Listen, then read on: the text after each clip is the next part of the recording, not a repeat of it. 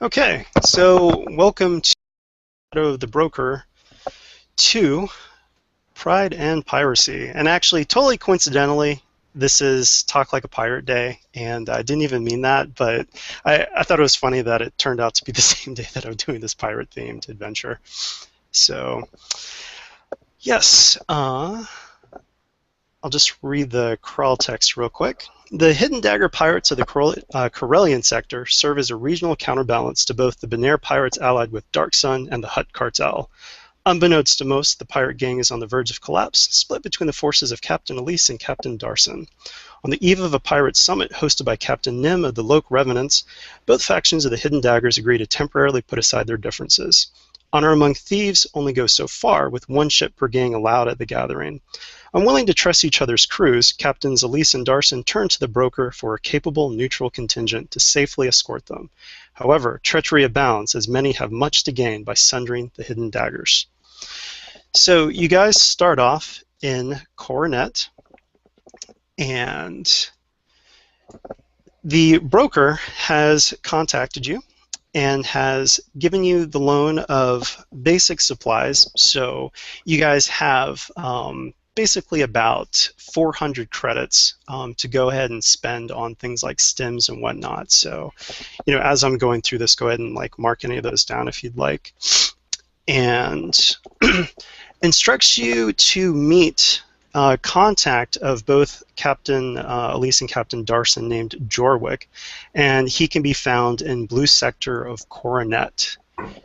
And I won't even bother with a knowledge roll. Blue sector is pretty well known, and let's see. Sorry, I need to bring up this info. Blue sector is the seediest, shabbiest, most crime-ridden part of Coronet City. A huge area of dense residential and commercial zones, it is home to countless cantinas, tap cafes, tattoo parlors, etc. Long ago, Corset gave up patrolling the sector, effectively ceding its control to the handful of swoop gangs who now act as a de facto government. So basically, it's kind of like a pocket of Nar Shaddaa right in the right on Coronet. And thank you for the reminder. I always forget that. So if everybody can roll force die and get your destiny pool set up. Oh, yeah. Again. Hey, at least you got some light side points this time, right? Gregory, our savior. Hey. Hey.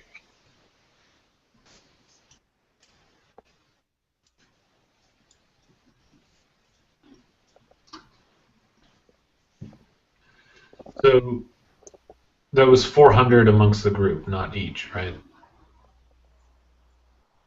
Oh, no, actually 400 each. He's giving you this amount to kind of, you know, get you guys prepared. Well, isn't that nice? All right, the broker, you know, he likes to be generous, but of course, you know, this will probably be deducted from his fee at the end of the adventure, you know.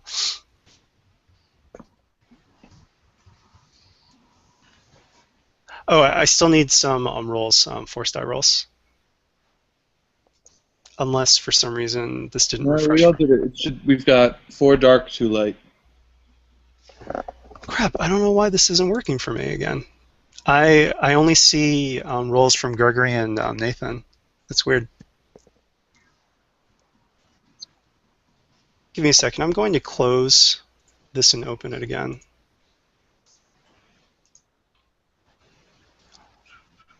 Someone other than Greg or Nathan, can you roll? And I want to see if I can actually see it.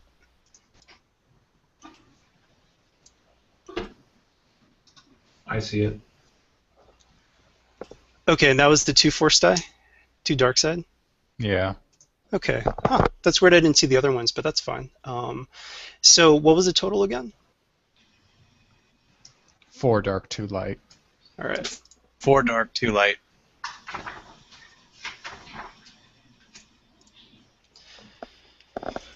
Okay, and then actually, I also need to roll your obligations, duty and whatnot. So the easiest one is morality.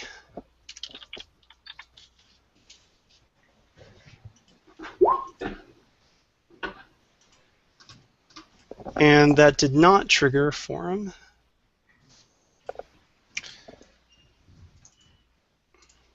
What kind of stuff can we buy with the credits? You said stim packs? I mean, pretty much anything that you, want for this adventure. All you know is that you're going to a pirate summit, so stim packs are probably a good idea. If you want to get some heavy clothing, if you didn't already have it, just for some extra armor, stuff like that. 400 credits. The summit is located in the blue sector.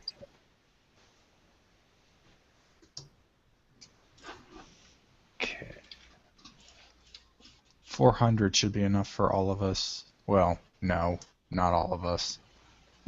We can each get at least 3 stim packs with 400, and that leaves some left over. It's 400. It was 400 for everybody each. Oh.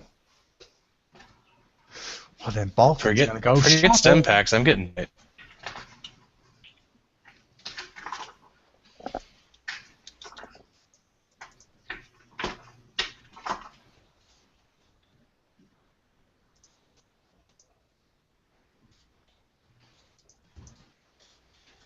Okay, now I'm going to roll obligation.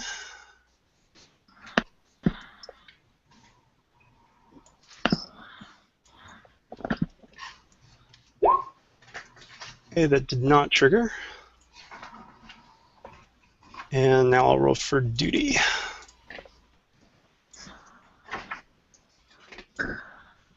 Big rolls. And it did not trigger. Okay, so you guys are in the clear with that. Well, actually, no, duty would have been good because that's actually a good thing, but anyway.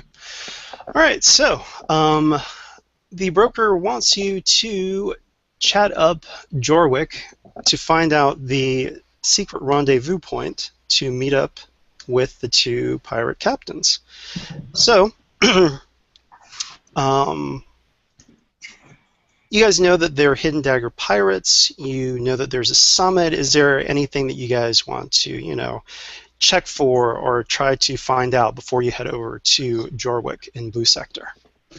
We don't know where the summit is, though. Correct. It is a secret summit that only captains of various pirate factions have been given the information for. So even the broker, with all of his or her knowledge gathering, doesn't know where this is.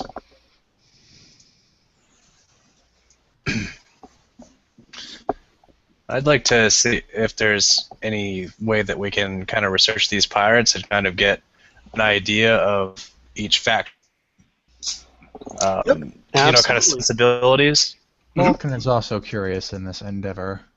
So for the Hidden Daggers, it will take either a 2 difficulty underworld check or 3 difficulty core worlds check. Vulcan will lend his massive mind to whoever undertakes this, or do it himself.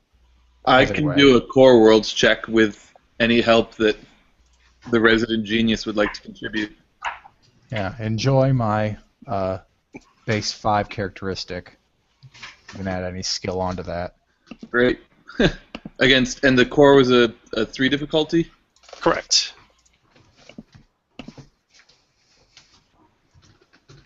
All right, 1 success, 1 threat.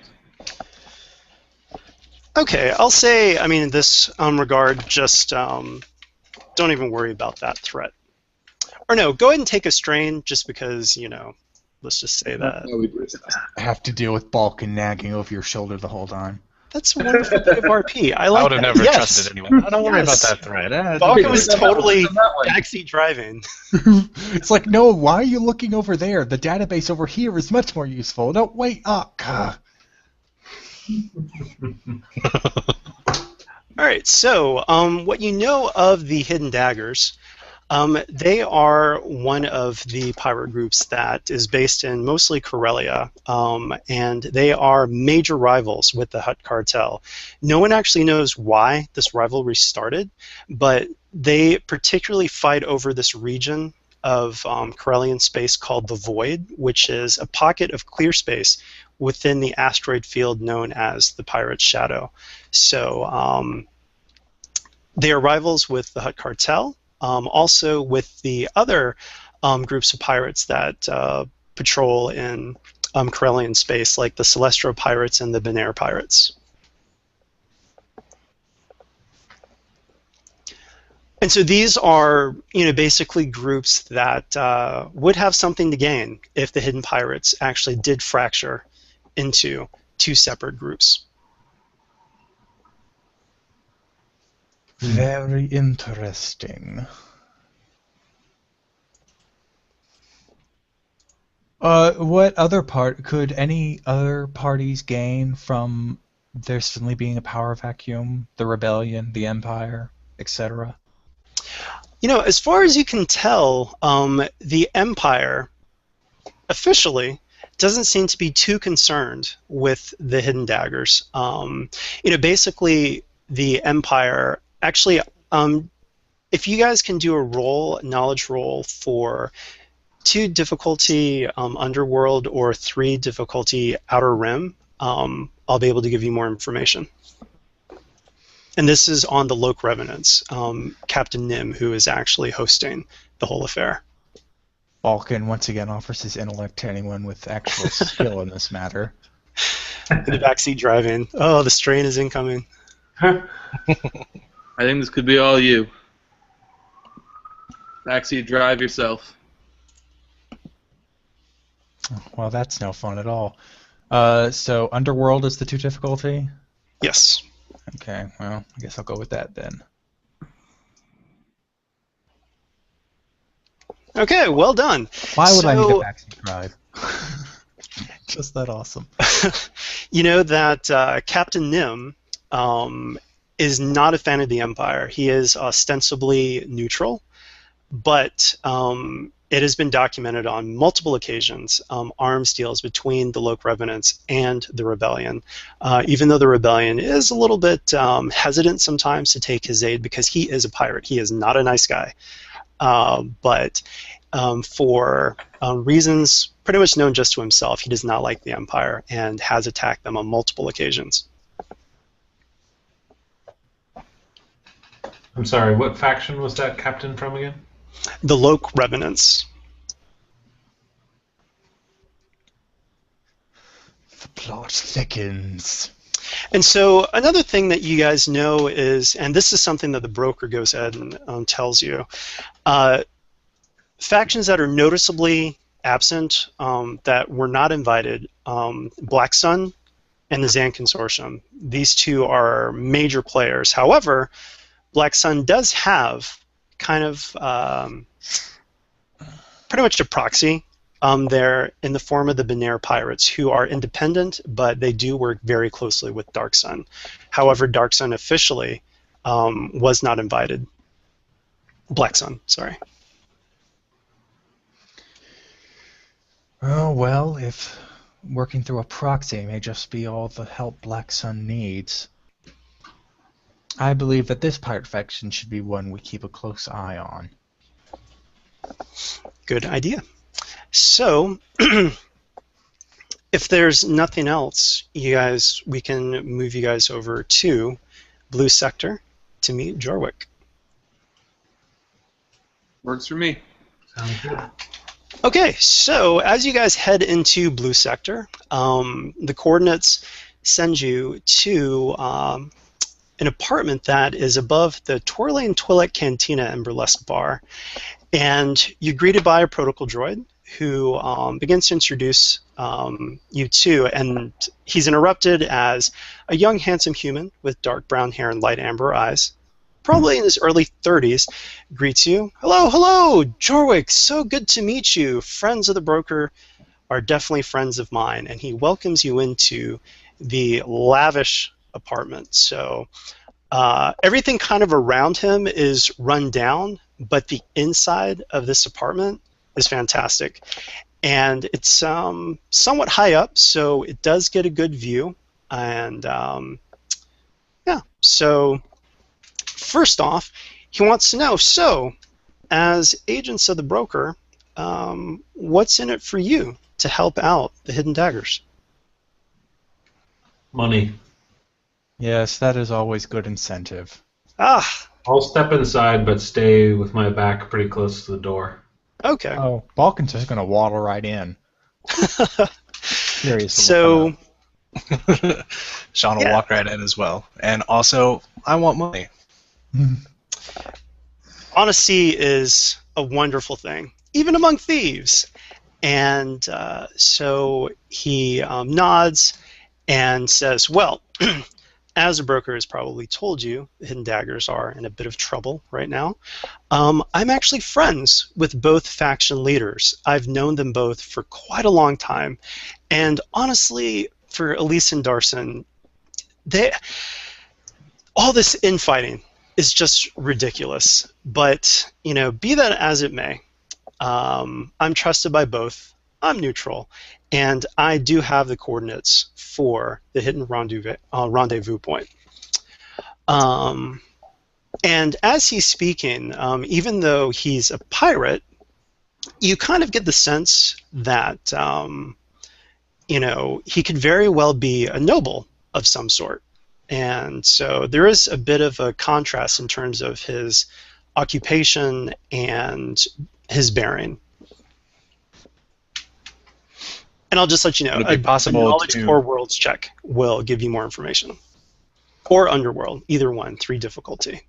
Well, struck by curiosity, Balkan pulls out his data pad and begins looking things up innocently. Balkan will just say that he's just, on the HoloNet version of QVC. Oh my, those shoes are fabulous. What's the difficulty for core worlds? It's 3 for both of them this time. Ooh, this one might be a bit difficult. And Balkan still flies off. So, Balkan finds out that, yes, indeed, Jorwick is the son of minor Corellian nobility.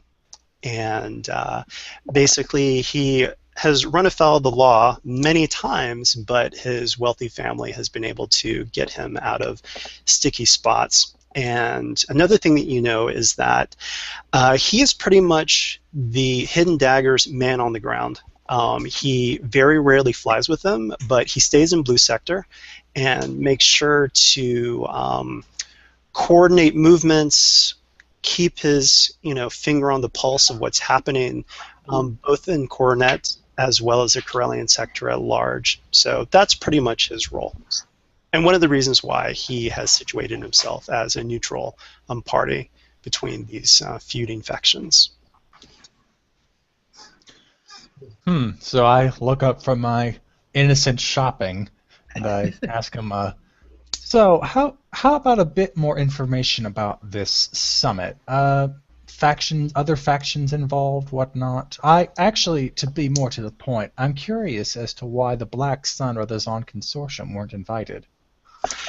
Oh, I've got a lot of theories about that, but I think Captain Nym wanted more independent pirate groups, and both the Zan Consortium and Black Sun are major competitors with him.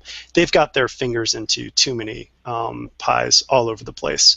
So in terms of negotiating from a position of strength, Nym likes to be the big fish in a small pond, and that wouldn't have been possible with the Consortium and Black Sun.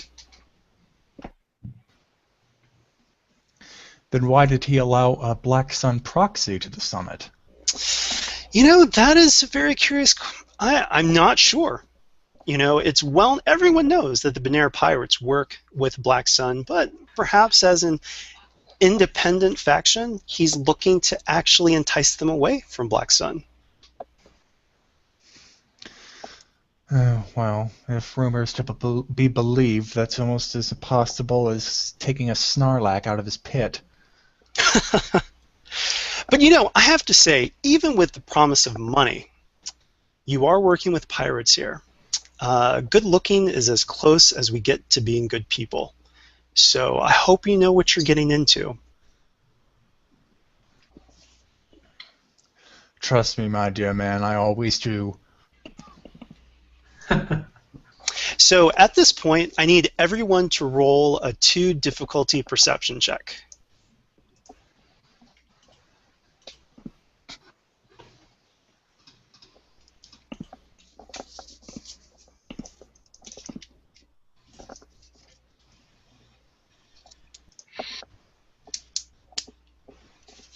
Ah, it looks like Balkan's nose didn't go back into his shopping. Okay, so for everyone who actually succeeded in the perception check, you notice a small red bead from a sniper rifle traveling up Jorwick's side.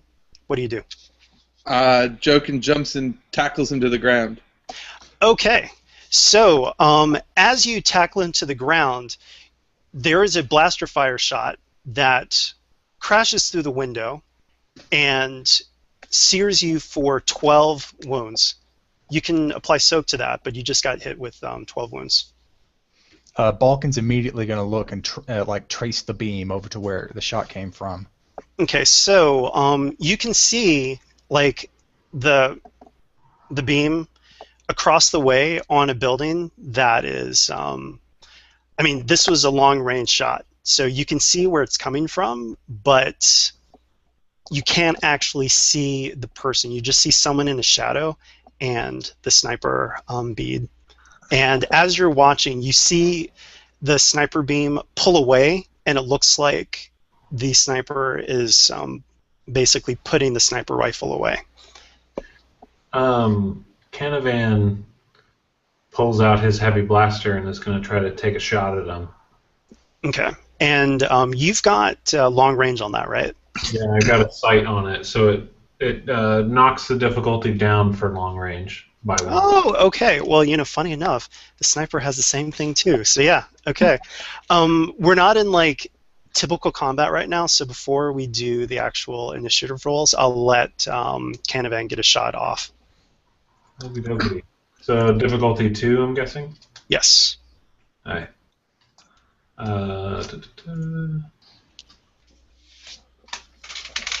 Hey. Okay, you hit. So let me know what the total damage is for that. Should total to be 11 damage. 11 damage. Wow. Yeah. DX blaster rifle. Yeah. Okay, so with that shot, the sniper, you caught him just as he was pulling away.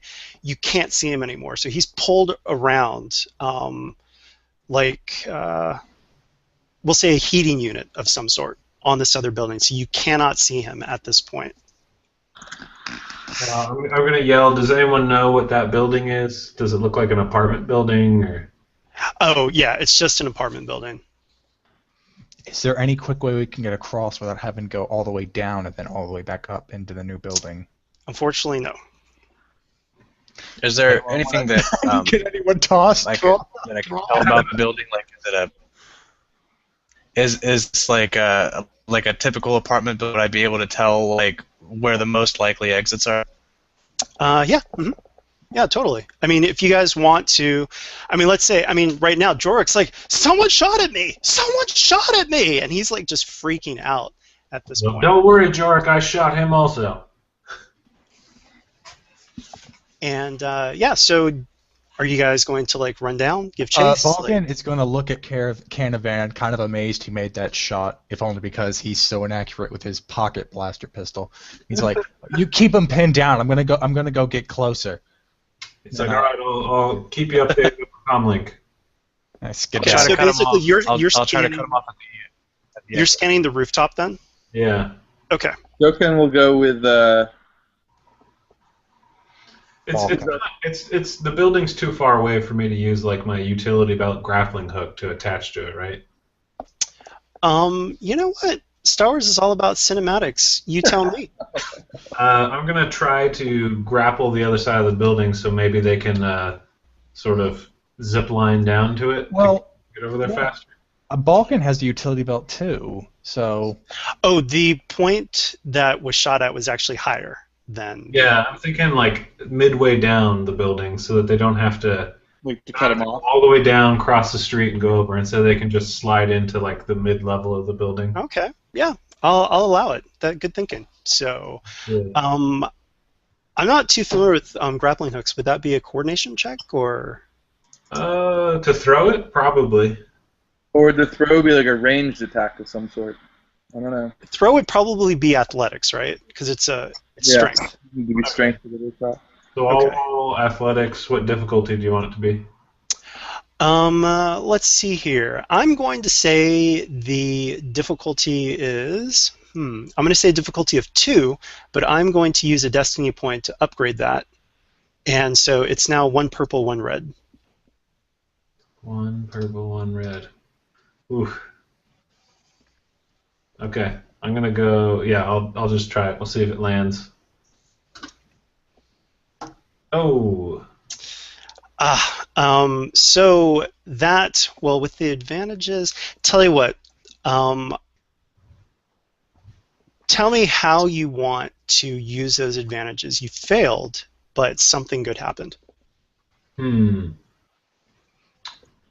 Oh man. I'm gonna say. You know what? Actually, this is what I'm going to do. The grappling hook skids and knocks into a window, and it doesn't actually attach. And you see a Twi'lek dancer open the window and say, "What? What is this?" So you guys, somebody can try a diplomacy check to convince her to hook onto her window ledge. There's a murderer on top of your apartment building. We need to catch him now before he gets away. What are you talking about? I mean, she just gives you a look like, really? I'm going to let you into my apartment? So it's going to be a 3 difficulty deception check. I'm not deceiving her, though. Or charm. Or coercion. Can we do a coercion check? Can I do like... Trust me, I'm a security agent of goodness. Would you really not trust something this cute? This is a matter of planetary security. Take a look. Yeah, I'm gonna go ahead. I guess charm would probably fit the best, but I'm gonna spend a destiny point to upgrade mine. All right. So what button would I press to change one of these light side points to a dark side point? You click right on it. Oh. And what was the difficulty again? The difficulty is 3 purple. So now it's so that would you get to upgrade your check. Yeah. Right. I changed one of my greens to a yellow. Yes. Ooh. So she kind of just like looks at you and says, "Not really buying it, but I'll give you guys come up with like an actual excuse that would convince a Twi'lek that I'll pay you 400 credits to let us cross." Oh, so now she's like, "Oh, that sounds a lot better. Now you're speaking my language. Make it 500, and it'll be a 2 charm check, 2 difficulty charm check." So the charm is basically to have her accept the 400, and if I fail, it's 500. 500. She says 500. So she like looks and she is rubbing her forefinger and thumb, maybe a little bit more. 700. 600. Final offer. Roll again. Do I at least get to take off difficulty for upping the price? Jeez. This Twi'lek, I bet, eats garbage. Okay, so now I just pull out my gun and start shooting at her. Could I do like a negotiation, maybe? Like, hey, look, you know an opportunity doesn't come along like this every day. Okay, yeah, I'll give it to you because everyone's like trying to talk to her, and she's actually kind of amused because she's like, like, really, what is going on? These guys are crazy. So yeah, I'll go ahead with the negotiation check. 2 difficulty for that. While this is happening, can I be... Jeez, what is with this stuck-up Twi'lek? All right, sorry, so someone else was doing something while this is going on, though? Yeah, I'm just keeping an eye on the roof to see if I get a shot on them again. Okay. You don't see any movement on the roof, but yeah. So what do you guys do? She's still standing there. She hasn't knocked the grappling hook off, but she's just kind of like, huh? All right, I can up the ante to 700, but she ain't gonna go for it. Anyone else want to add anything to it? I feel like we should head to the ground and get over to check the exits before we waste any more time here. I agree. Token agrees, and heads towards the door to lead the way down. I'm gonna start reeling in my grappling hook. Sean Okay. will also just start leaving the regular way. All right. So as you guys head down, who's the first person? Jokin is. Okay. So wait, Joe. Oh, you're in the front. Remember now, you just took like a pretty big hit. That's a good point. Yeah. Someone else lead. I'll go first. I've got Okay. my big gun clearing the way. No one's gonna. Well, are we not still trying to pin down the shooter? Oh, you want me to stay back there? Oh, I guess it's up to the group as a whole, but we obviously don't want the injured guy leaving, and I don't want to give the guy a chance to escape if we can stop him. Yeah, I'll stay and watch the street and the rooftop.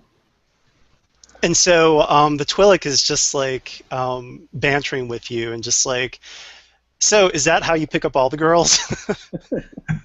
Well, didn't the grappling hook get pulled back? You know what? I want to use my intellect to gauge what room she's in. Okay. Because after this is over, I think I want to pay her an up-and-close visit with my stun gun. I'll just ask her, what room are you in, so I can give you a true pickup line. No, I think I can just count the windows. It's like, okay, so if that's the first floor, which means she's on this floor and that far away from the side, meaning she's in that room.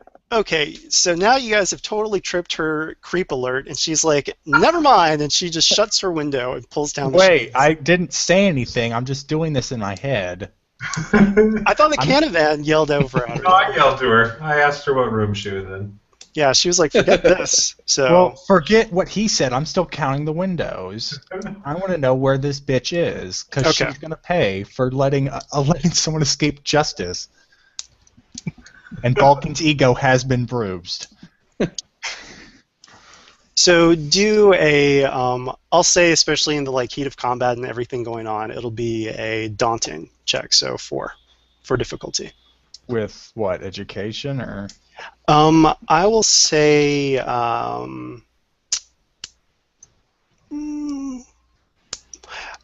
explain to me how education would work. I'm open to it. Because I'm doing math, like if that's the first Okay. one, Yeah. counting up. Education works.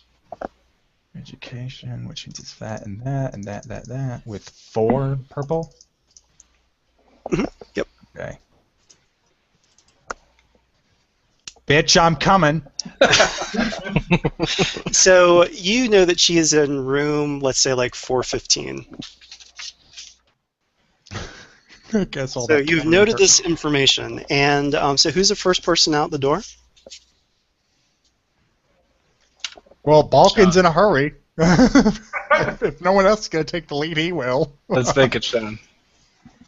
Okay, so as you step out the door, there will be a surprise attack because it turns out there are 3 thugs that have positioned themselves to case the entrance. So you get multiple laser fire, but you know, I'll just tell you guys, it's a minion group, so it's just 1 shot at you. So I will roll that shot. This is outside the door of the apartment or outside the building? Outside the door of the apartment. Uh-huh. In other words, they were waiting for you guys to come running out after the sniper shot at you. Clever girl. So So is this like a place where their witness is, so to speak? you're in blue sector. You know, I mean, this is where all kinds of stuff happens. When Corset comes asking for witnesses, people don't snitch in blue sector. Aw, hell yeah. Ditches and visit to the back to tank. So it is, sorry, it's 4 minions, and I will do the roll. Un momento, por favor. And do you have any defenses that I need to take into account? No. No. Never mind.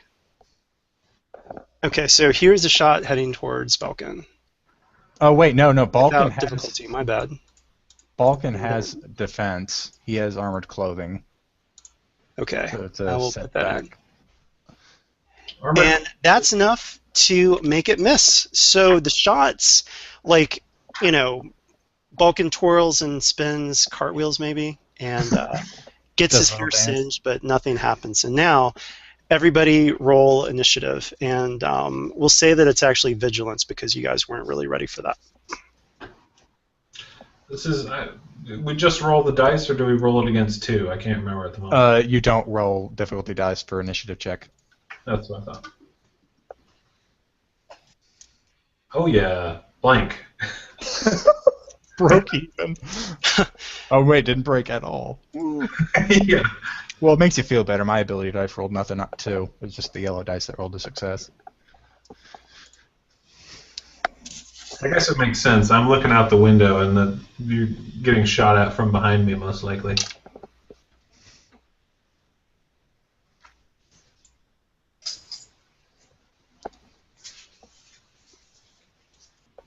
Aha, it worked this time. Oh, those numbers. Oh, all right. And I'll add Canavan to it. Turn. Do you guys know? So I'm seeing like my token with my name on it. How do I get everyone else's names on it? Yeah, I only have my name as well. Okay. Oh, interesting. Give me 1 second while I take a look at that then. All right, I'm going to try something. I'm going to give everybody access to all the tokens. Obviously, just control yours, but I'll see if that actually makes a difference. Yes, I just got Canavan's name. I still only have my name. Oh, It's gonna take a second for me to get through everybody. Cool. Yeah, that helps a lot. Sorry, I should have said this earlier, but I didn't get a description of like who the characters are and what you do and what you look like. Yeah, I'm sorry. We've been in an adventure before, and I totally forgot that. You guys totally should have had an introduction. So before fight starts, yes, go ahead and introduce yourselves. I'll start. So I'm Canavan Hayes. I'm a Clatonian or Clatunian. I don't know how to pronounce it. And I have a giant rifle on my back. I look like some sort of sharpshooter, perhaps. And I've got a wicked scar on my right arm that sort of spirals up it.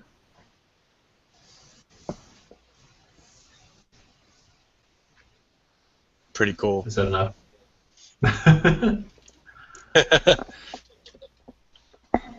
I'm joking. I'm from a trading family, so I grew up learning to fly, and in my spare time, I've also kind of worked on my blaster shot, and recently I've started trying to make inroads into the rebellion through contacts that my family had. I'm Shanti. I am a former spaceport technician from Alderaan that was escaped from Alderaan just before it exploded, and very sensitive to, well, the Force since then, and have been kind of exploring, looking for Force relics under the cover of kind of being an interstellar courier / odd job handyman.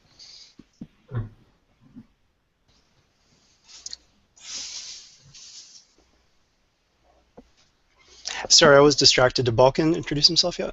Oh, I thought someone else was going to go. Anyway, yes, and I am Balkan. I am a droll scientist with few equal, and I am currently working in a mutual relationship with the rebellion. However, after a lengthy time of personal experimentation on Vornskirs with a nice Salonian assistant, I have found myself assistant.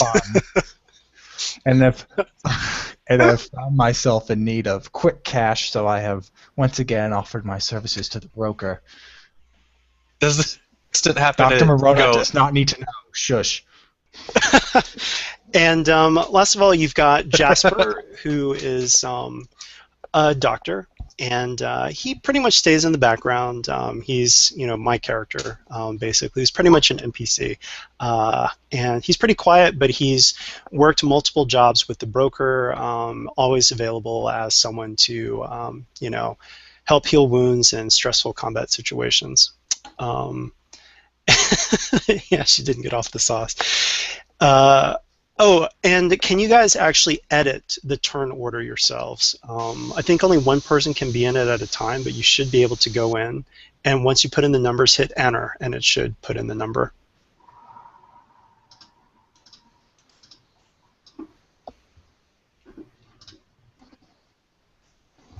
I hear someone typing. Did that work? Yeah, I can edit mine. Yeah, Okay. I edited mine, yeah. Okay. And Sorry, what was that? There was some breakup. just the initiative, but I went ahead and put in Sean's. So everyone's initiative looks like it's all been put in. And give me one moment while I arrange that. So descending.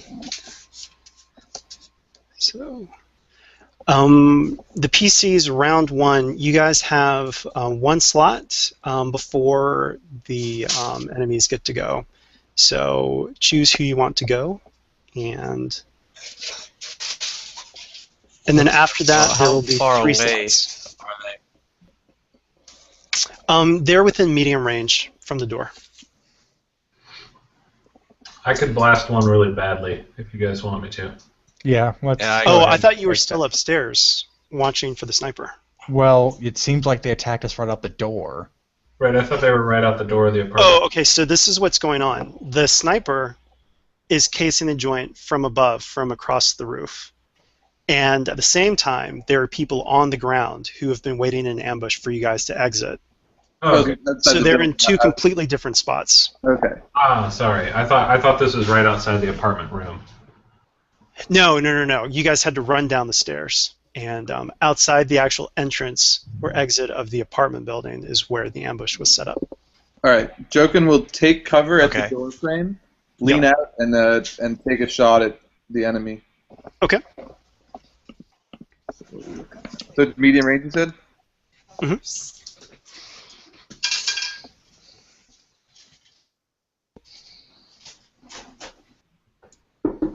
Hit. All right. Good hit. How much damage? I think that's going to be 8. Let me double check. Yep, 8. 8 damage. Wow. Okay. So, one of the thugs looks really all kinds of messed up. Nice shot. And now it's the thug's turn. So, you shot at them. So all 4 of them turn their guns and shoot at you. And I have armored clothing as well nowadays. so that's a setback of 1, correct? Right. Well, and I also am in cover. So that's 2 setback. Okay. They're within medium range, and here is their shot. Is cover only 1 setback dice? What was that? Cover's only 1 setback dice? Yeah, and technically armor and cover don't stack. Oh. Personal rule, they stack. I mean, people would never use cover if it didn't stack with armor, so I'm letting it stack. Yeah, good to know. So they miss. They shoot, pepper the door frame, but they do hand over. Oh, sorry. Go ahead. Was someone saying something? I don't think so. I think you're going. Oh, okay. And so they hand off a boost die from their covering fire to the sniper, who appears and shoots down, which will allow Canavan to shoot at him later. So the sniper shoots, and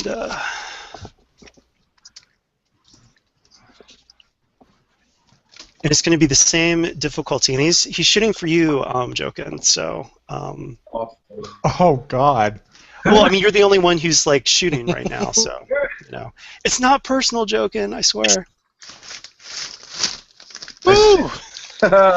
And the blast misses, but Jokin, I'm telling you, you're hurt, so you might want to pull back a little bit. Actually, that's what Jasper says. Jokin, what are you doing? Get back here. And so it's actually Jasper's move, just to make things simple. I just moved Jasper with the other NPCs, even if they're enemies. So Jasper is going to roll a healing roll, and thanks for updating your sheet. Canavan says over the comm link, I think he's personally trying to kill you, Jokin. He hates you. So, Present is probable explanation. Jokin, he's got a bonus, so you're going to take remove 4 wounds and heal 3 strain.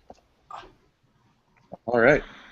And now you guys have 3 slots to do what you will with them. So how are you going to do that? Balkan in dire need to solve the Alright, situation so- to go avenge his shattered psyche is going to go ahead and is it possible to take a maneuver to get into cover? Do I have to get a I'm sorry, I should rephrase that. Is it possible to take a maneuver to get into short range and into cover, or do I need to just take what I got? You can do that, but it's going to actually be 2 separate maneuvers, so you'll need to take strain to do it. Then I'll just move into short range. Okay. And so I'll move into short range with the minion group and open fire with my blaster. Okay.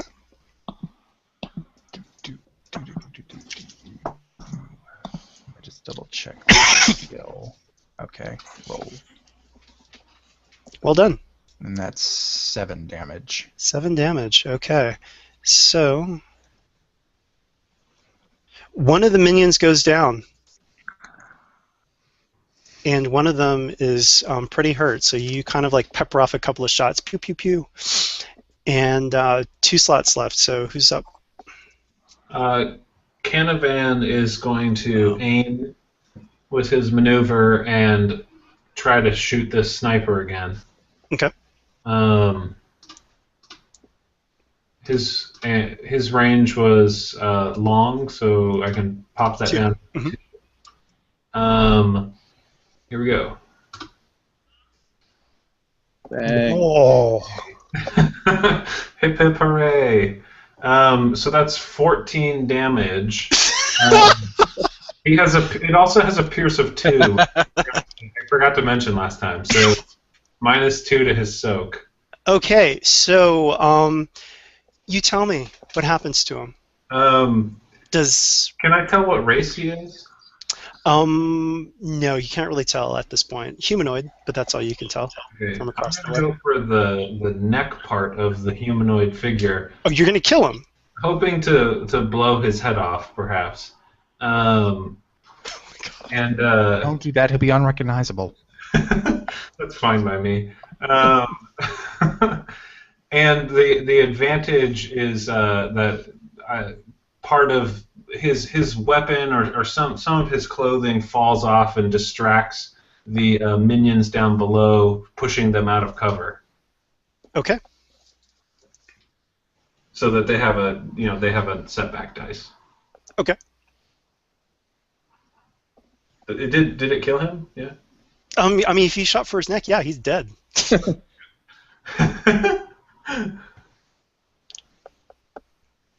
All right. So last spot is Sean, correct? Yep. Okay. Yes.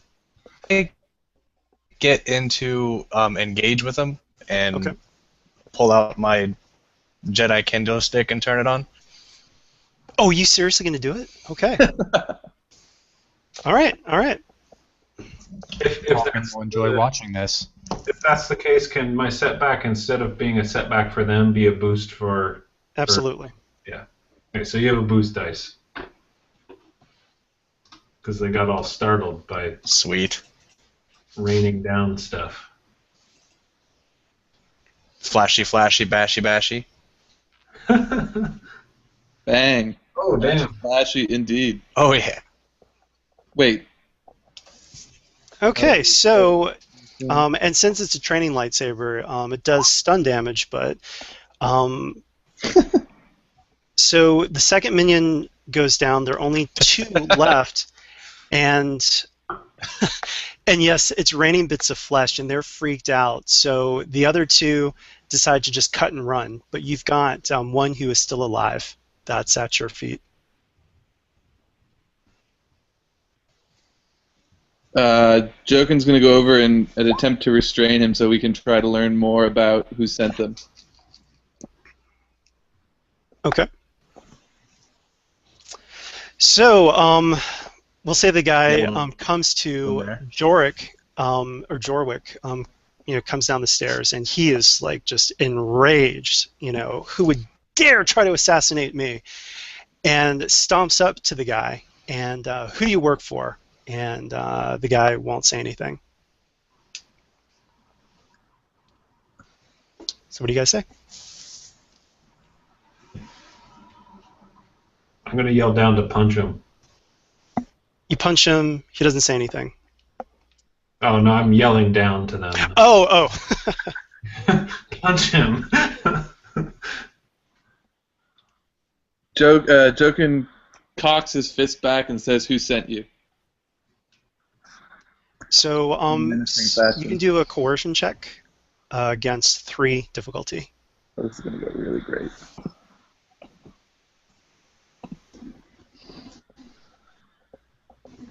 About as great as I expected it to go.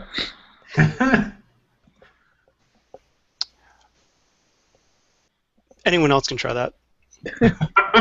I'm sorry. What? Is Vulcan supposed to 3 do something? difficulty coercion check to get this guy to talk.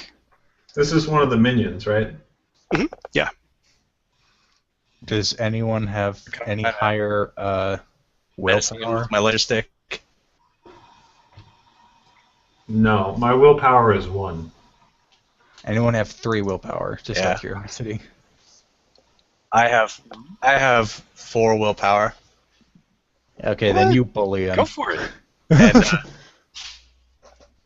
I was like, what do you think about a boost die for menacing him with my laser sword?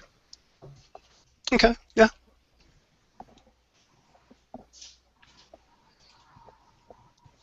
So he looks up and says, "I was sent by the Hutts," and as soon as he says that, Jorwick just loses it, pulls out a disruptor pistol, and shoots the guy right in the face.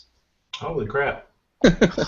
Thanks a lot, Jorwick. He totally didn't have any more information we needed to know. That's all I needed to know. The Hutts are always behind this bullshit. I knew that they would come after me eventually. I just can't believe that they actually... How would they...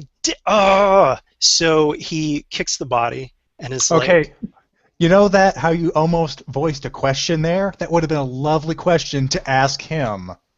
And then Balkan just kind of leans back and starts clapping slowly. So Jorwick blushes slightly as he turns around and says, "We have no time to waste. If they're after me, they might actually know the location of the rendezvous point. We need to get there right now." Okay, So- you get the ship ready. I'm going to go up and shoot that Twi'lek bitch before we leave. So Sean just shakes his head and puts his lightsaber away.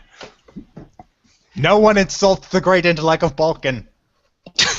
No one. Jokin heads to start warming up the ship, while our small furry friend does whatever he believes to be I was correct. I need to investigate this sniper's body to find see if he has any information on him and/or a better weapon than me.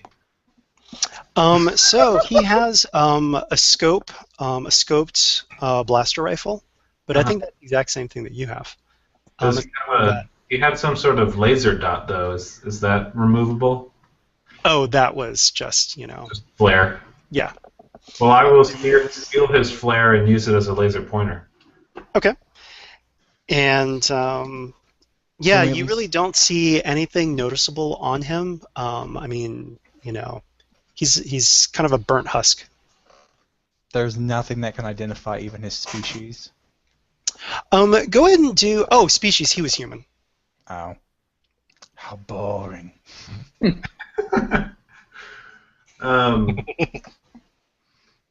Also, does I forget his name? Jokar? Is that what it was? Jokin. Jorwick. Me? Jokin. Oh, joking, Jorwick. yep. No, I'm the NPC guy that we just met. Oh, Jorwick. I'll type his name. Sorry. Is there anything he needs from his apartment that we should help him pack? He grabs some, fine food and, hors d'oeuvres and stuff, and, stuffs his face like a chipmunk. But other than that, he is good to go. He's got his blaster pistol, and he's like, let's go. Let's go. All right. All right, so you guys are in possession of, on loan, of course, a Skywatch Deep Space Scout. So, pretty nifty ship. The broker's got kind of a pimped-up ride. And you have his astromech droid, N1M3, along for the ride. And so this is what you can do. And definitely think about this decision. You can head to the rendezvous point, Pirate's Shadow, which is a asteroid nebula just above Corellia's system orbital plane. So it is within the system. So you can go sublight, but there are multiple opportunities to, and you guys would just know this off the bat, Corsair patrols, other pirates, or you can try a daunting astrogation check and do an intra-system hyperspace jump. Ooh, that sounds like a challenge right up Balkan's alley. Why don't you assist me? Oh, do you actually know a thing about astrogation? I do know a thing about astrogation. Very well, Balkan will lend you his great intellect. All right. Great success. Oh my gosh, you guys actually got it! You flubbed up the roll. Pardon? You used one too many ability die. Oh, you're right, I did. Oh. Uh-oh. Well, were any of those green die blank? Do you remember if any of the green die were blank? No, I'd re-rolled first. Okay, you know what? We're going to make it 2 out of 3. All right, 2 out of 3. You can use Destiny. Hey! No. That's still a failure. Oh, yeah, sorry. Okay. So If you're close. receiving assistance from the draw, don't you get a boost die? No. Oh yeah, he does. He does get a boost die because a draw gives him a boost for assistance. That's true. All right, 4 out of whatever we keep doing. No, just roll. Just roll. Just roll the boost die. Oh, just roll the boost die. Sure. Jeez. Okay. So as you guys And spool up, Balkan disapproves. as you spool up the hyperspace, jump, you attempt it. Good try, but it doesn't work. So you do overshoot. So you have to use sublight to get to the pirate shadow. So at this point, I'm going to roll a 1d100, and different things will happen according to what I roll. Things that could have been avoided. All right, a 29. So, as you guys are approaching the asteroids, all of a sudden, N1M3 says, "Attention, attention, Corsair patrol en route." And as he says that, you are hailed by a Corsair patrol. Identify yourselves. This is Corsair. Who's our pilot? Joken is. But anybody can be on the comms, so Anyone who's deceptive, perhaps. I would say probably not Canavan. Does Balk need to pick up that mic? I think so. Okay, so think about this though. You guys don't have any contraband, except for the food that's in Jorwick's chipmunk cheeks, and you can probably come up with some sort of convincing lie with Corsair. Joken grabs the mic. Corsair, this is the ship you just hailed. We just had a slight navigational miscalculation and came out of hyperspace a little early for the center of the system. What can we do for you? Well, and you know that this is Corsair, so they've probably already scanned you for contraband. Oh, so where were you headed from? Borealis. Well, I hope you know that you are quite close to the Pirate's Shadow. Not a good place for a vessel like yours to be. And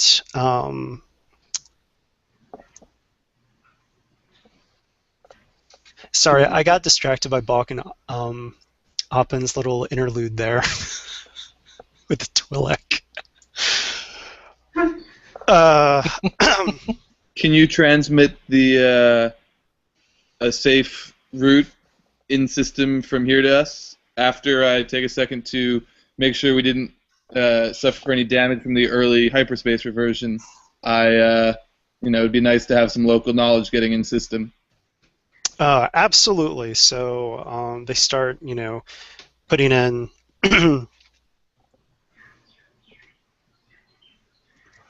and at this point, who's your face character pretty much in this group? I'm just curious. Well, Balkan's taken the initiative, but he does not have the skill to pay the bills. I mean, what are I've got a present to do. All right, so I'm just going to say Jorvik gets on the line. And, well, no, sorry. Before I do something with the NPC, is there anything else that you guys want to do? Well, I guess Balkan isn't going to take up the mic, but he's kind of hollering so he knows the mic can pick it up. It's like, oh, the hyper matter igniter reactor is taking a little damage. We best stick to sublight for a couple hours before I can fix it. Okay. I'll give you guys a bonus die for a roll that might be coming up, maybe, sort of, spoilers. Anyone else want to do anything? And I just want to say, remember, Corsac has probably already scanned your ship. You know for a fact that you don't have contraband on. What would be something that you could say to them that might give them more confidence? Our ship is empty. We're not. We're trying to find a friendly port in order to establish some good trade routes and get some business. Jorvik will give you a stage whisper and say, offer to let them board. Even if they did, we don't have anything on the ship. And you guys can come on inside if you want to check for yourselves. Ah, good to know. Thank you for being proactive. Corsac appreciates such good civic behavior. So I need a deception check, 2 difficulty, with 2 blue boost die. Shall I do it? Whoever's got the highest. I've got a 3 cunning, but no deception. Oh, you know what? We can use your cunning, and Balkan does have 1 rank in deception. All right. Okay, I'll roll it here. 2 difficulty, you said? Right? Oh, and another boost because you're getting draw skilled assistance. Oh, wow. So you've got 2 difficulty, but you've actually got 3 blue boost die. Excellent. And the upgrade of the ability. Mm-hmm. Wow. Oh! Well done! So Corsac says, well, everything looks to be in order here. You sure everything's okay? Yes, yes? Yeah, everything is great. Okay, well, you might want to start, heading the other direction from the pirate's shadow, but we've actually got a call that we've got to respond to right at this moment, so we will be leaving you. Good day, citizen, and Corsac blasts off. For the sake of the record, he rolled 4 successes, 3 advantage, and a triumph. Good grief. So they give To be fair, he did have 2 ability, 1 proficiency, and 3 boost. You'd hope something like that happens. Yeah. All right, so you guys are, able to. Good job. So Corsac goes. You are en route to Pirate Shadow, and I'll move you guys over there. Let me know if it worked. I see it. Canavan is now convinced that he's the most persuasive man on Earth, or what? The most persuasive Clatunian in the galaxy. With the help from the draw. Yeah. Not lessen the power of a great intellect. Indeed, indeed. 1 second while I try to get your ship actually here. Why did that not work? Do.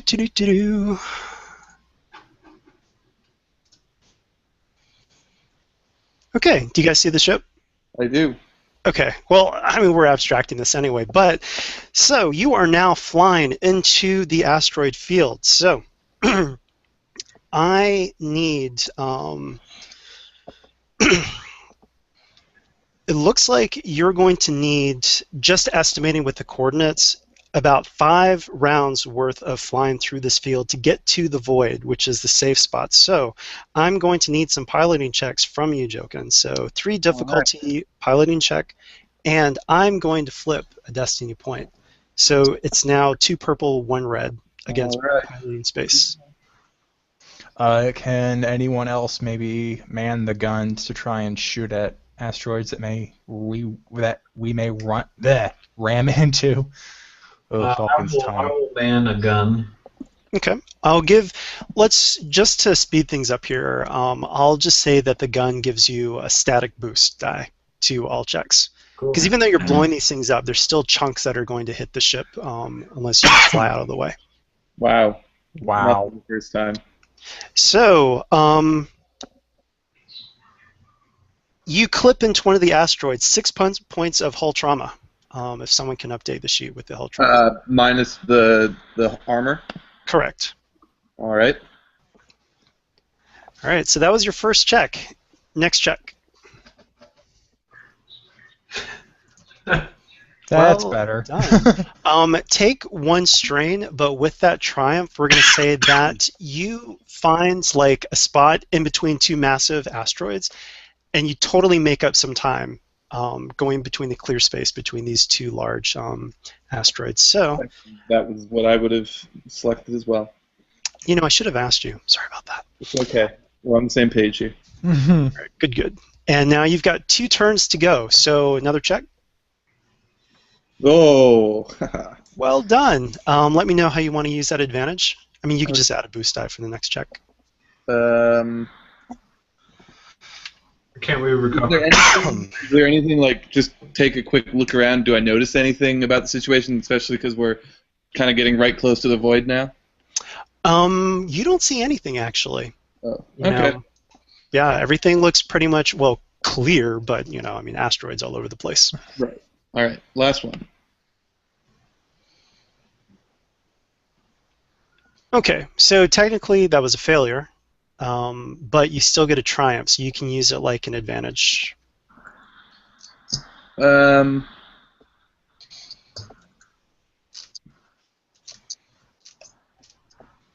to think. We took such a hit that now our ship's basically kind of cloaked to sensors. You broke it so much, we got an advantage. Yeah. Another 6 points of damage went in, so the ship got jarred there. So bang, bang, bang.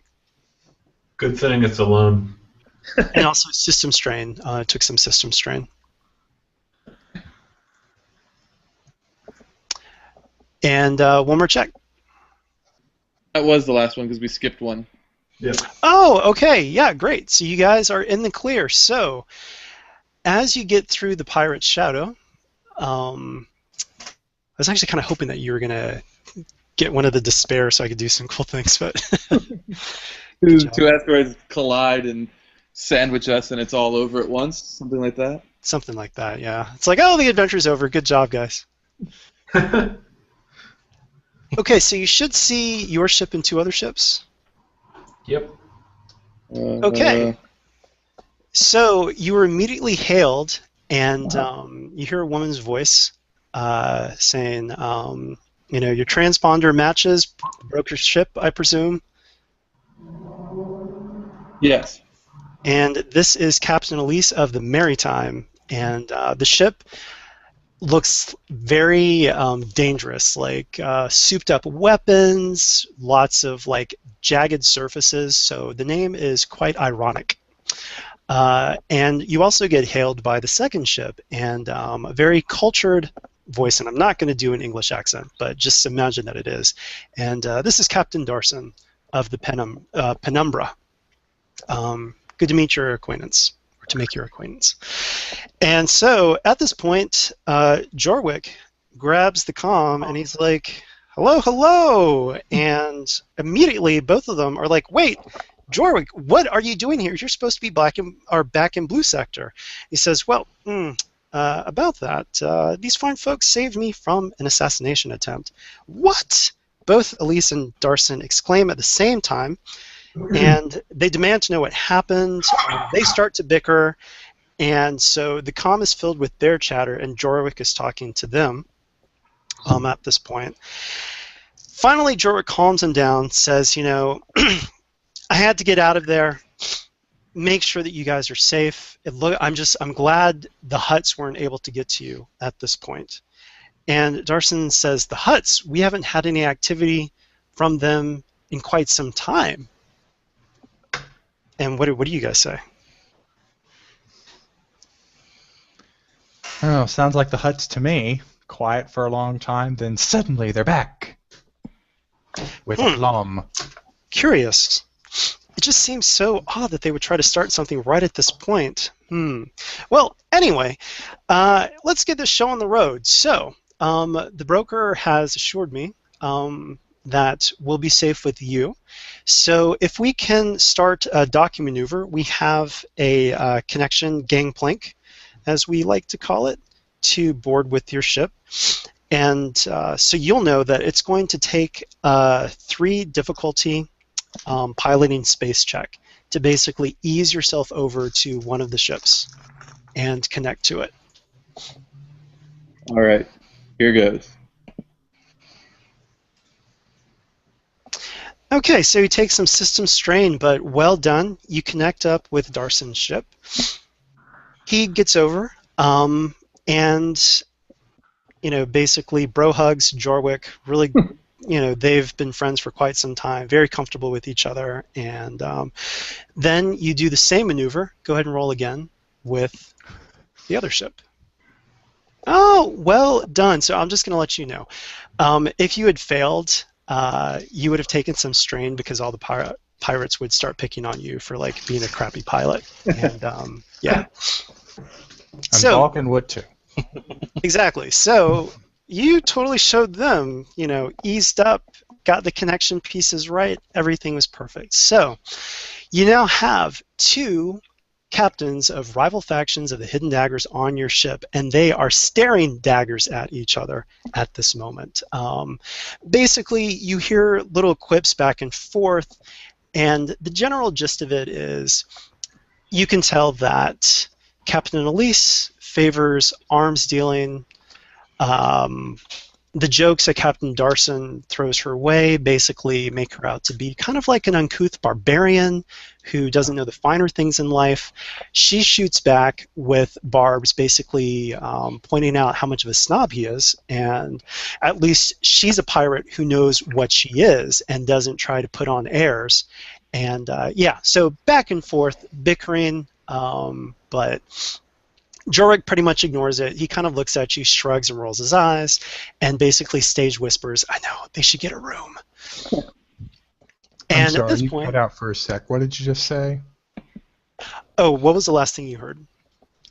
You were just talking about how they were bickering and how she was owning up to being a barbarian because she was true to herself and all that. Oh, yeah. Like a second. And so Darson, and then she shoots back. And well, they're just bickering. Jorwick turns to you guys, shrugs, and basically whispers, "I know, right? They should get a room." And at this point, their ships blast off.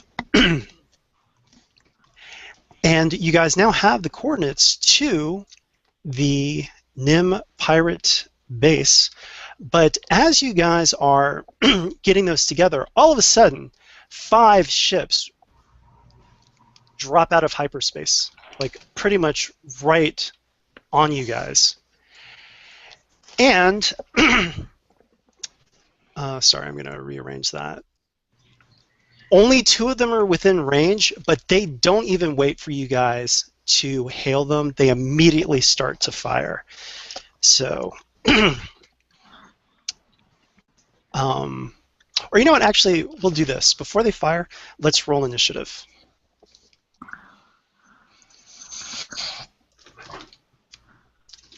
Will this be another vigilance?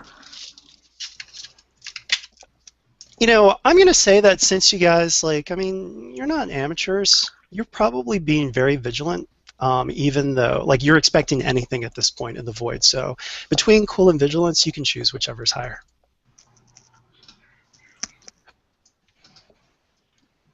And then just as you guys do that, go ahead and update that handy-dandy turn order thing. Everything's gone from turn order now. Oh, really? Crazy. Okay, let me see if I can bring that It disappeared when we switched maps, I think. Is it back now? It doesn't have. No. Still The nothing. menu's back, but none of the tokens are on there. Oh, it's so weird. Okay, let me.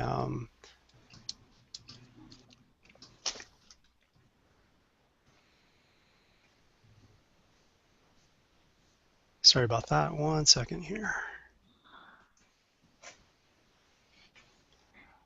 I wonder if it's like kind of tied to your character. So I'm going to move all of you guys over there. So you'll be floating in space.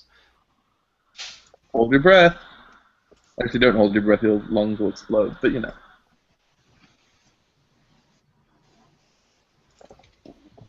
Alton would know what to do. All right. Are you guys able to edit it now or no? No, still nothing on the list. Yeah, still nothing. All right. I'm going to go through and start hitting add turn. Let me know if People are that does coming. People anything. are showing up now. They're there now. Okay.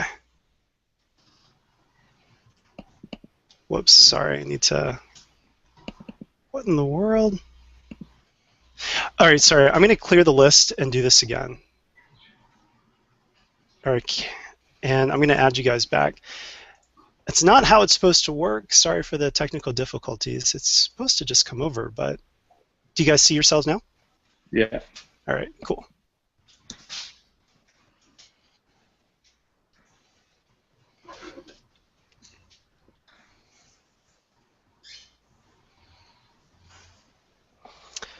Oh, and then I need to roll.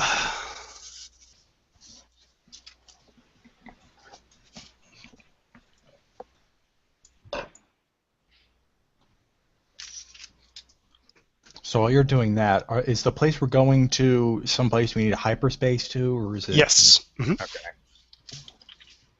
You just want to show off again. Show off? You mean how shitty we rolled last time when we tried to get this far? My plan was to ask the captains if they knew an easy way out, because they probably come here a bunch. All right, so you guys have 3 turns before the enemies get to go, and then 1 turn after. So. Well, one of them should at least be spent plotting a course, but if we do 2 things Oh, before and that, at this point, Darson starts yelling, like, check their transponders. We need to know who these people are. What? And as you do that, N1M3 will have already been like, and basically says, transponders are blocked, cannot read data, and someone will need to do a computers check to hack into that and find out. This sounds like a Oh, job sorry, for what? the I'm a little master busy flying. intellect. So someone... What was wrong with the transponders? They're scrambled, basically. Balkan will do that. I was to say, Canavan is heading towards one of the guns. What's your computer skill, Balkan? 2. Okay. You're good then. You want to help me and provide a boost? Sure, I can do that. Wait, is there actually only one gun on this ship? Because they're 2. linked. But if they're linked, doesn't that mean one fires both of them? No, that means no. there's two barrels on the same turret, basically. There's one on top, one on the bottom. They're both doubles. Cool. It means mechanically if you shoot and you meet a certain threshold, you can hit them again for the same amount of damage. Yep.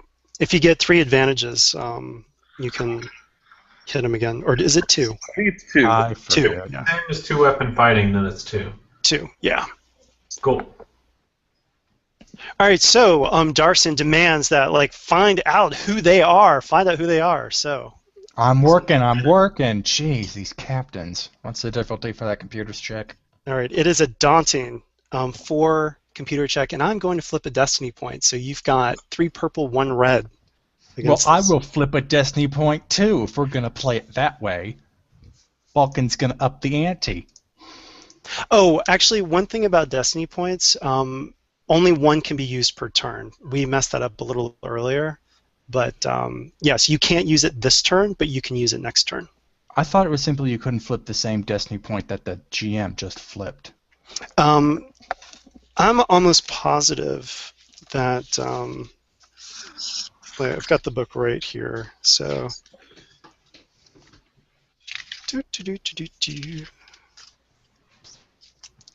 So do any of you captains know a good joke?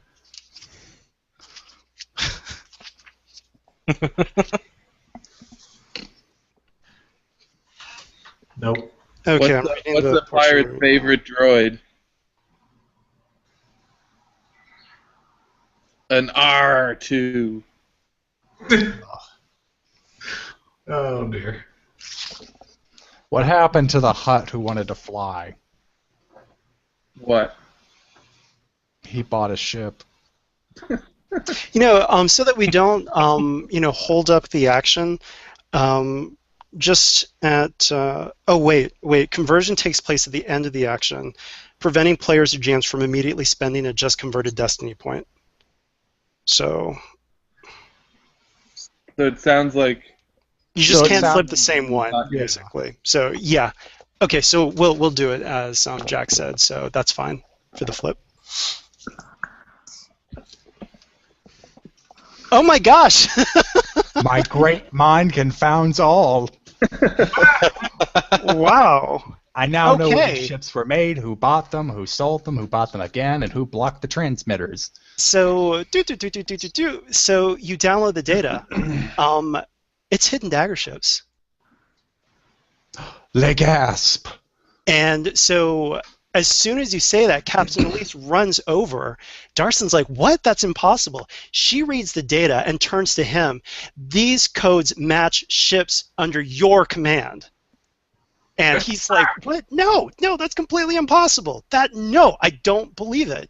And the ships are like, moving into position. And at this point, you guys have the information. You'll need one turn to get an astrogation check and then blast out of here. So, yeah. Can we ask, before we take an astrogation check, can we ask the two captains if they know kind of the easy way out so we don't have to risk it? Yeah, absolutely. Like, you're not even going to have to really worry about... just the process of doing the astrogation? Sorry, I guess I don't understand your question. No, you're saying we need to spend the time to do the astrogation, but not necessarily to make it a check. We just have to spend a turn on it. Oh, yeah, exactly. Okay. Yeah. Got it now. Well, Jokin's ready to fly whenever that's ready. Can someone hail them and tell them that these captains are on board and they shouldn't shoot us? Yes, I'll do it. There is no answer at all. And Darson yells, like, "Why, if they're my faction, why would they be shooting at us? I'm on board the ship!" And so he jumps on the comm link, like, "This is Captain Darson." Like, and as he says that, the ships are still, like, peppering fire. Nothing's actually hitting you. This is just cinematic. But, and he's like, "See, like, no, these can't be my ships." Fight later, leave now.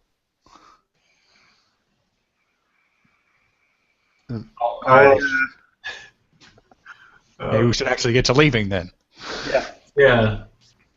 So, how many other turns do we have? That was our computer's check, so we should have 2 more turns before them, right? Oh no, just one turn. All right, I'm going to. 2 more rounds, I think he's asking. Yeah, like slot. Like Balkan went. Oh yes. He can still go. Let's get someone astrogating so we can get out of here. We don't need to check. That's So we need to use a turn to do it. You know what? Actually, I'll just, as part of the cinematic quality of this game, Balkan, like, actually, this was supposed to last so much longer because basically it's like, find out who these people are. Someone needs to make a check. Fails, make the check again.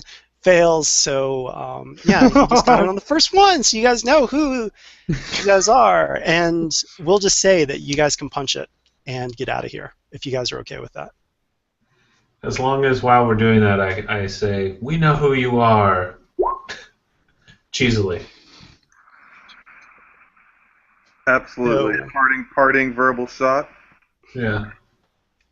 All right, then if we're ready to go, Jokin will throw us into hyperspace in the intended direction. Okay, so you guys fly off to safety. Dun, da, da. And I'm going to move you guys over. Now you should just see space station. Hope you can see it. Yep. And I'll move your tokens over in just a second here.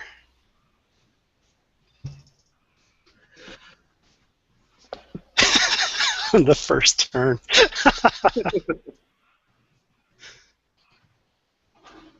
This guy really does know everything. All It's right. kind of intimidating.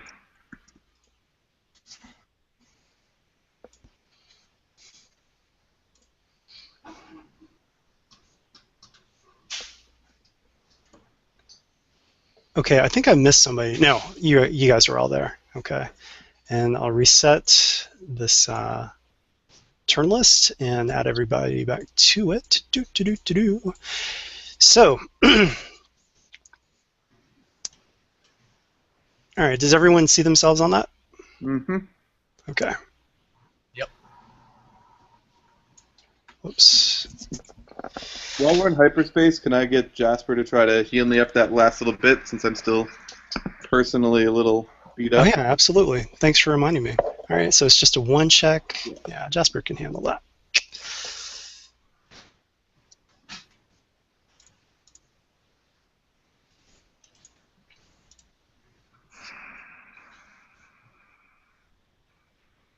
Bam!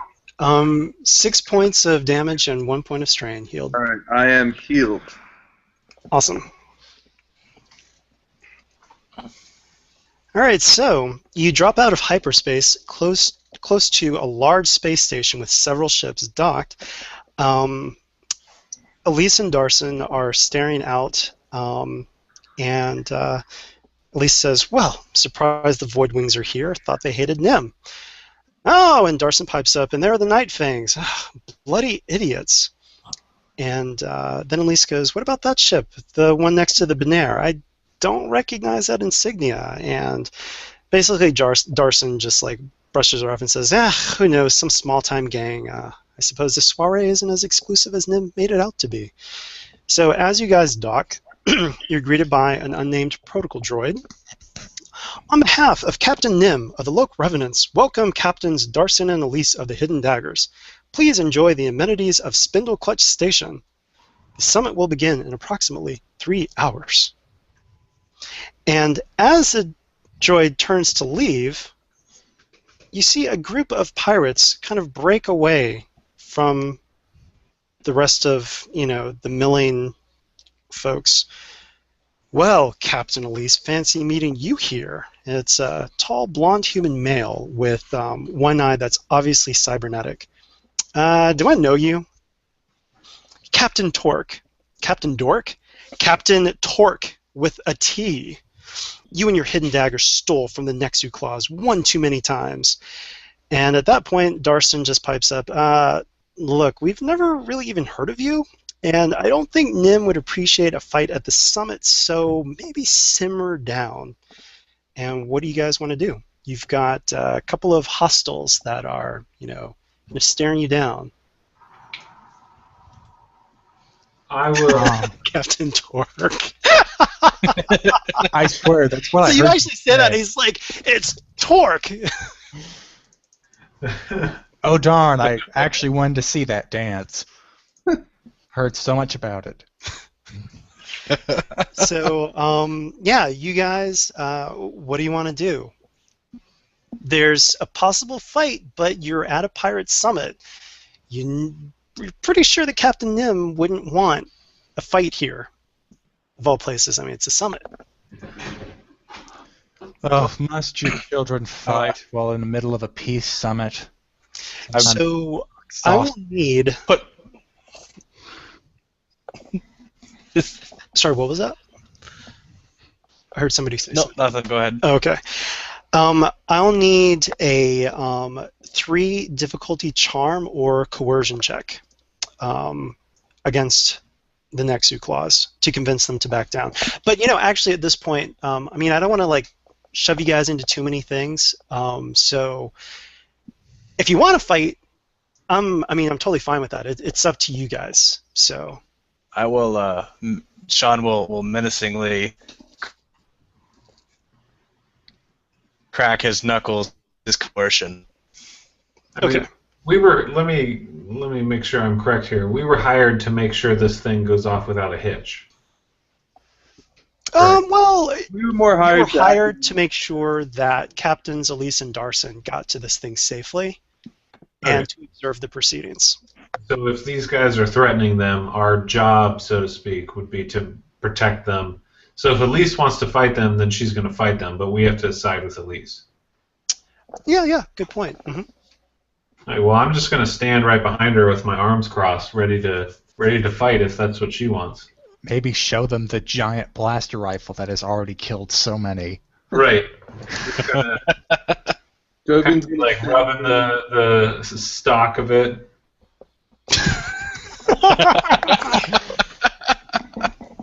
Sure, it looks primed.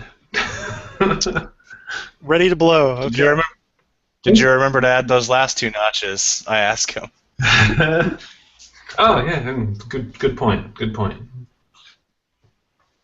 All right, so it's a 3 charm or coercion check.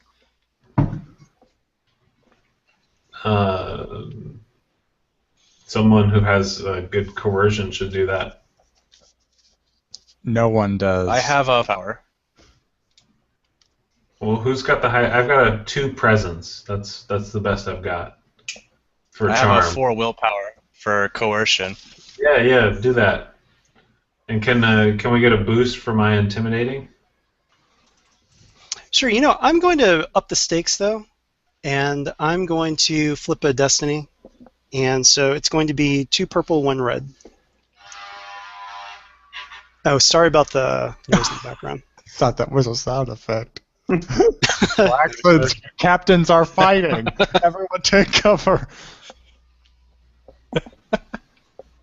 Someone runs a truck into the scene. Whoa! So there's that thing I ordered. Oh, Despair. So, them fighting words. I'll let you describe how you flubbed this.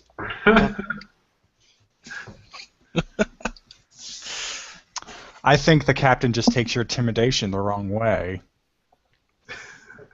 I think that I pull back my hood.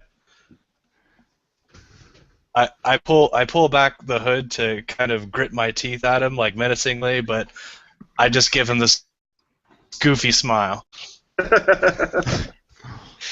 No one disrespects the Nexu clause, and so he tries to pull out a weapon. Elise immediately punches him in the face, like locks his arm, knocks him to the ground. So Captain Twerk and Elise are off rolling on the ground. Darson pulls out a gun, is shooting at somebody. So just cinematically, the only ones you have to worry about are 4 minions and a Trandoshan bodyguard who pulls out a vibroax. And everyone needs to roll just your highest of vigilance or cool at this point.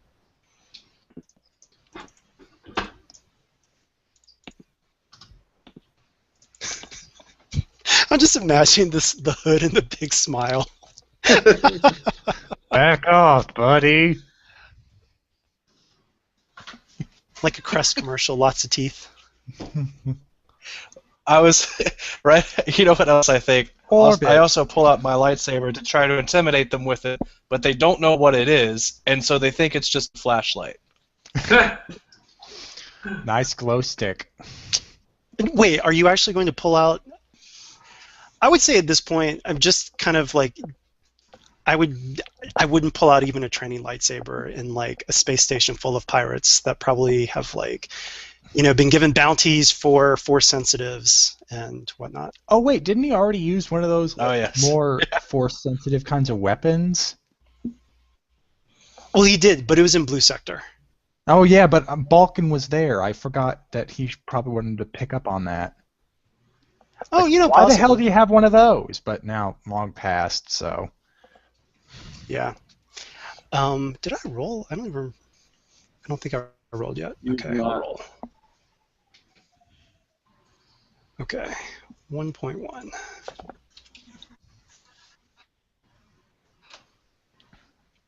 All right. Oh, I'm last. So you guys have a full, All of you guys can go. So, 4 minions, 1 Trandoshan bodyguard who looks extremely dangerous. And they're definitely carrying lethal weapons, right? They're not. Oh yeah. Oh yeah. Yeah. Just making sure. Blaster pistols on the minions and vibro knives, and a big ass vibro axe with the bodyguard. Right. Well, the first thing I'm going to do is take cover and shoot that bodyguard. Okay, and we'll say that you're in short range. Okay. And who is that? Sorry. That's Canavan is going to shoot the bodyguard. Okay. Loading. Short range is 1 difficulty, correct? Correct. Okay.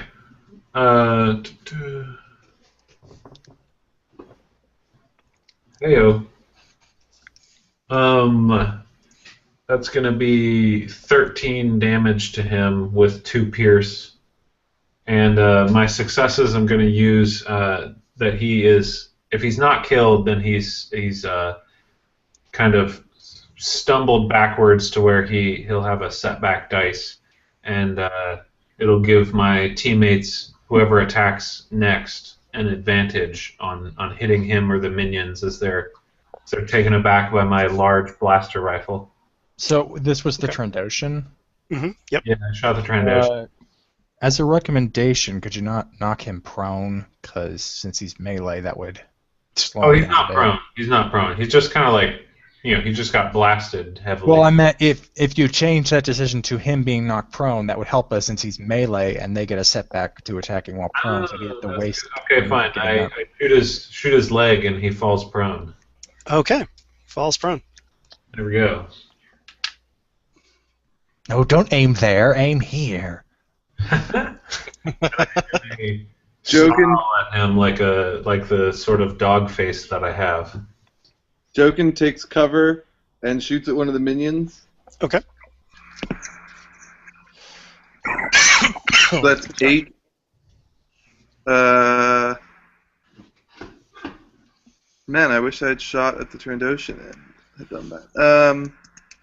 All right, one of the minions looks pretty bad off. Then I guess I'll take a bonus range defense. Okay. 2 more spots left. How far away are we from everybody? Just short Short. range? Mhm. All right, then I guess I'm going to shoot at the Trandoshan.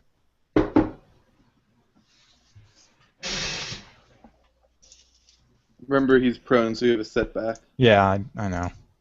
That's shocking. And guess what knocked me down? The setback. Pew pew over his head. And I believe it's Shanti up then?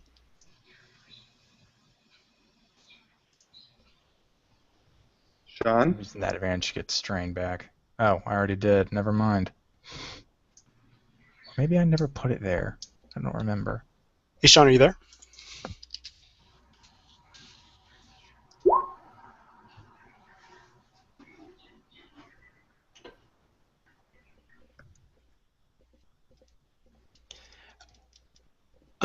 Well, tell you what, I'll just let him get, You lost sound. Oh, okay.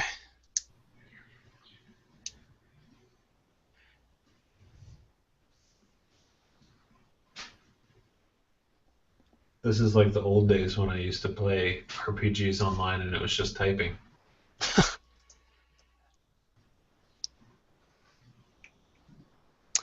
But you can hear us, though, right? Oh, wait, derp. Okay.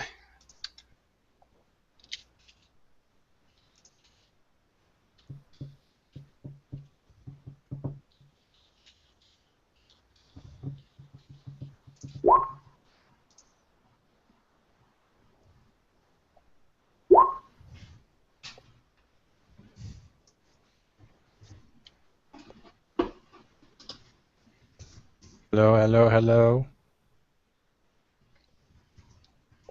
Oh god, this is all going to be on the recording. If you're listening, fast forward to maybe 5 minutes from now. Yeah, unfortunately, stopping the broadcast cuts it completely, so I can't pause. Okay, so he's shooting at the... I'll narrate. He's shooting at the Trandoshan.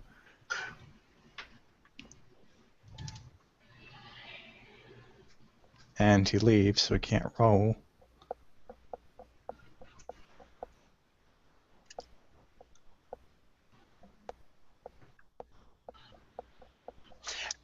Actually, so Jack, you're able to see everything though, right? And hear everything, obviously. Yeah. Okay. Because you're actually not on roll 20, so I was actually surprised, but Oh, it says I am. I can see my character. Yeah, your weird. portrait isn't up though, which is weird. I was noticing that earlier, but since you didn't seem to have an issue, I didn't. Really? Yeah. Yeah. I mean, technically. Oh, there goes Nate. Nate, can you hear us now? I don't know what to say. I'm looking at the app, and there's my picture. Like along the right bottom with the big square pictures. You're there for you? there. Yeah. Huh. There. You see 5 pictures or only 4? I only see 4. You're not there. Yeah. Yeah, same here. Odd. But since nothing's broken, let's. Yeah, we'll just keep going, but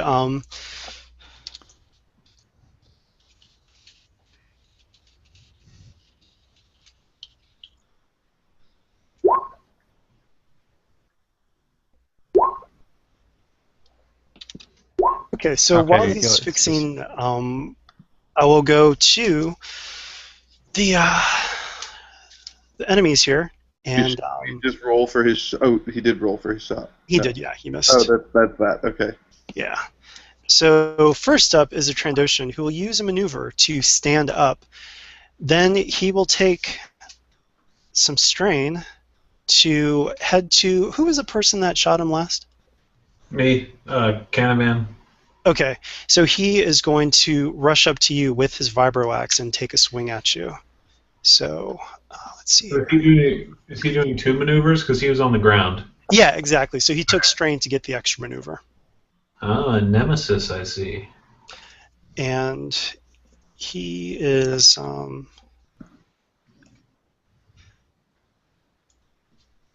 he's a bodyguard, so he's pretty skilled. So here we go.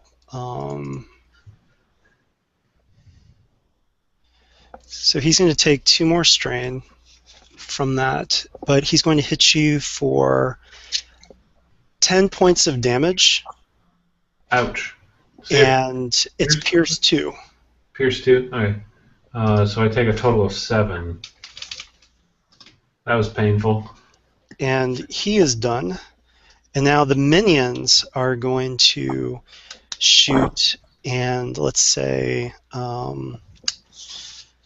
they see that the bodyguard has got things covered, at least in their view. And so, And who else? Joking, what did you do? I shot one of the minions. And Yes, that's right. So they were going to shoot at you. So all of them are still up, but one of them is definitely injured pretty badly. So there's and, 2 setback here again for them. 2 setback? Okay. Thanks for the reminder. And they're in short range. Ouch. So they hit, and you're going to take, and they've got heavy blaster pistols, so that's 10 points of damage. All right.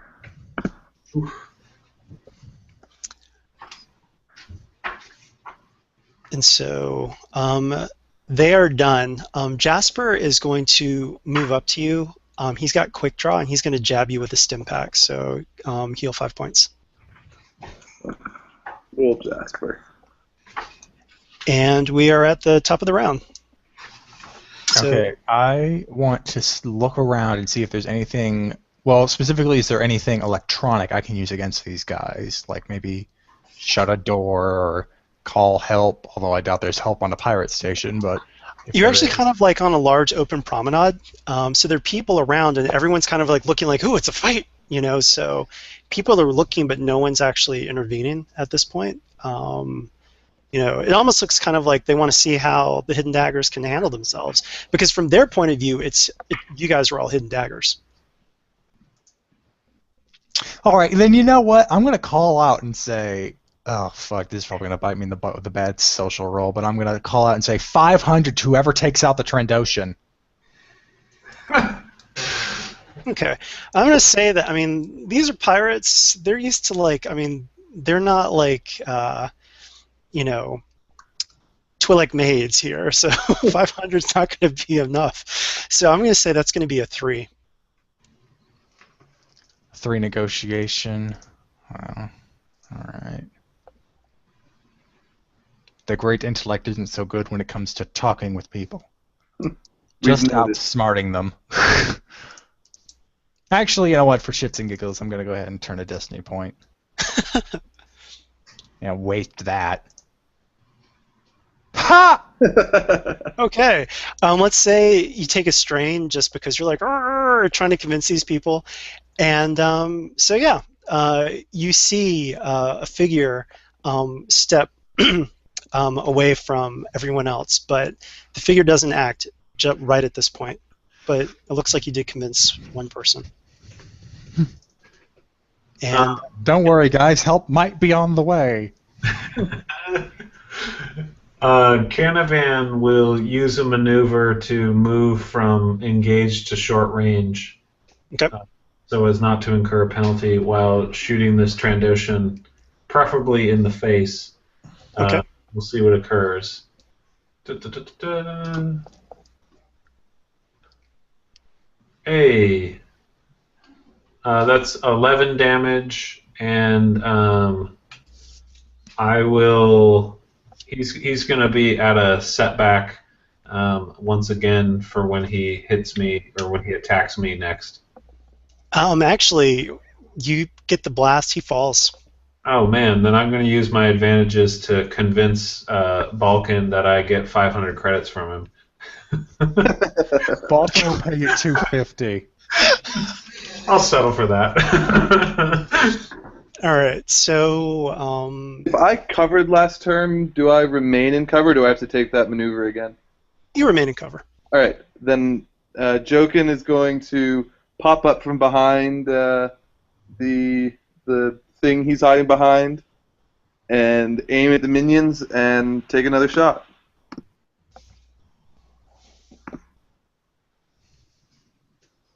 Wow! Whoa! Okay, so one of the minions immediately goes down, and I'll even make it one of the ones that was not damaged. And how much incoming damage is it? That would be 10. Whoa! No, that's 10. 10. Okay, so 10 total damage. Okay. And then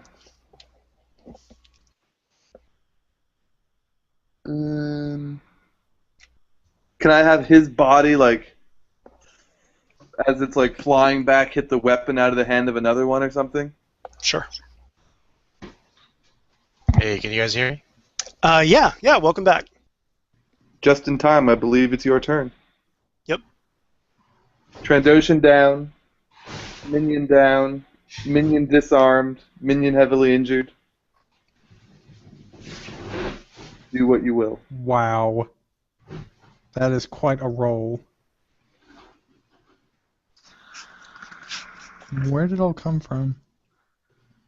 Wait, what's going on? He rolled. Wait. I only Did saw I James's roll. stroke? Did I get a stroke there? Did I miss a roll? Never mind. No, I was recapping for Sean what had happened while he was gone. Yeah. Well, then what roll produced that triumph? Oh, that was his blaster shot. Okay, I forget who's who. Jokin shot the minions to great success. Yep. A body went flying backwards and knocked another minion's gun out of his hands. And so, Nathan, you're up. Sean.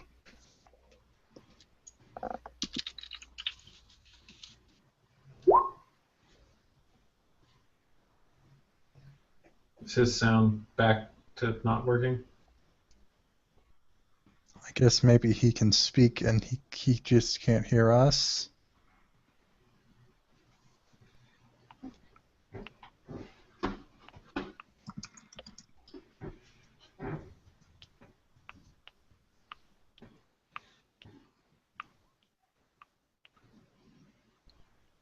Thanks for the summary. I once again apologize to our loyal listeners. We are plagued by technical difficulties, and our not Jedi is somewhat incapacitated. And of course, Balkan names it Balkan and Friends series. That is a great name. Thanks for coming up with it. Well, another news Balkan and the broker. we have 2 Nathans now. Can one of the Nathans hear us? Hopefully, yes. Yes. Yay! Okay. So yeah, lots of good stuff just happened, and you're up. All right. What's going on? Are we still fighting? I'll paste my summary real quick. Yep.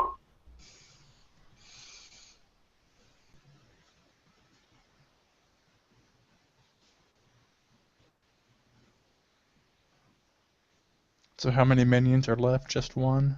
2 alive. One's disarmed and really hurt, and the other is up.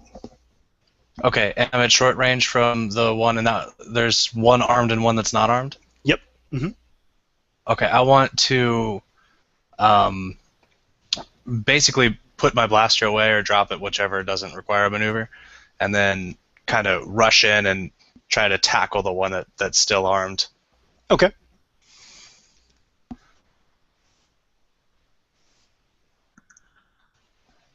And That would be a brawl check. Yeah. Brawl check and 2 difficulty, I believe. there we go. Okay, cool. Cool. So I'll just say just take 2 strain, but yeah, you've grappled them.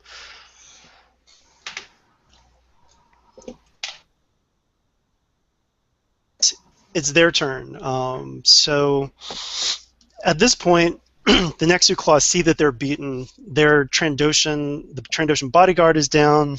Elise has totally broken the arm of Captain Torque. Darson took out some other guys. And at this point, you see that figure who had stepped away from the crowd, thinking that he might get some money from the Trandoshan, but you see the insignia of the Lok Revenants, and he walks up and sorry, one moment here.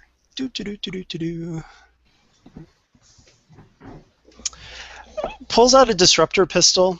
And Captain Torque is rolling on the ground, whining, and basically shoots him in the head with a disruptor pistol, killing him instantly.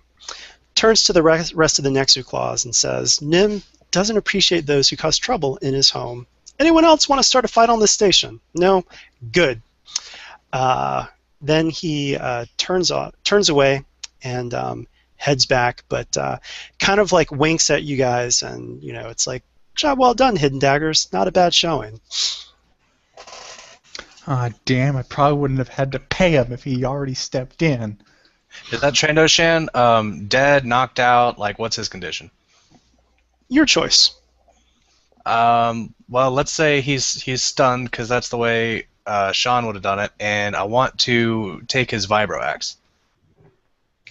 I'm pretty sure he's dead. I was to say, I specifically said I was shooting him in the face with a head. So he's dead. Vibro wax. I mean. So yeah, loot a corpse. Enjoy that conflict. As long as I still get the vibro axe, he doesn't need it anymore. I was to say, so out of character, I'm fine with you having the vibro axe. My character, though, claiming the death, the kill, is going to be a little bit. He's going to try to loot the corpse first. But he. Oh, sorry, I got things confused. I thought it was the same person who wanted the vibro axe. Who wanted it? I guess we both do.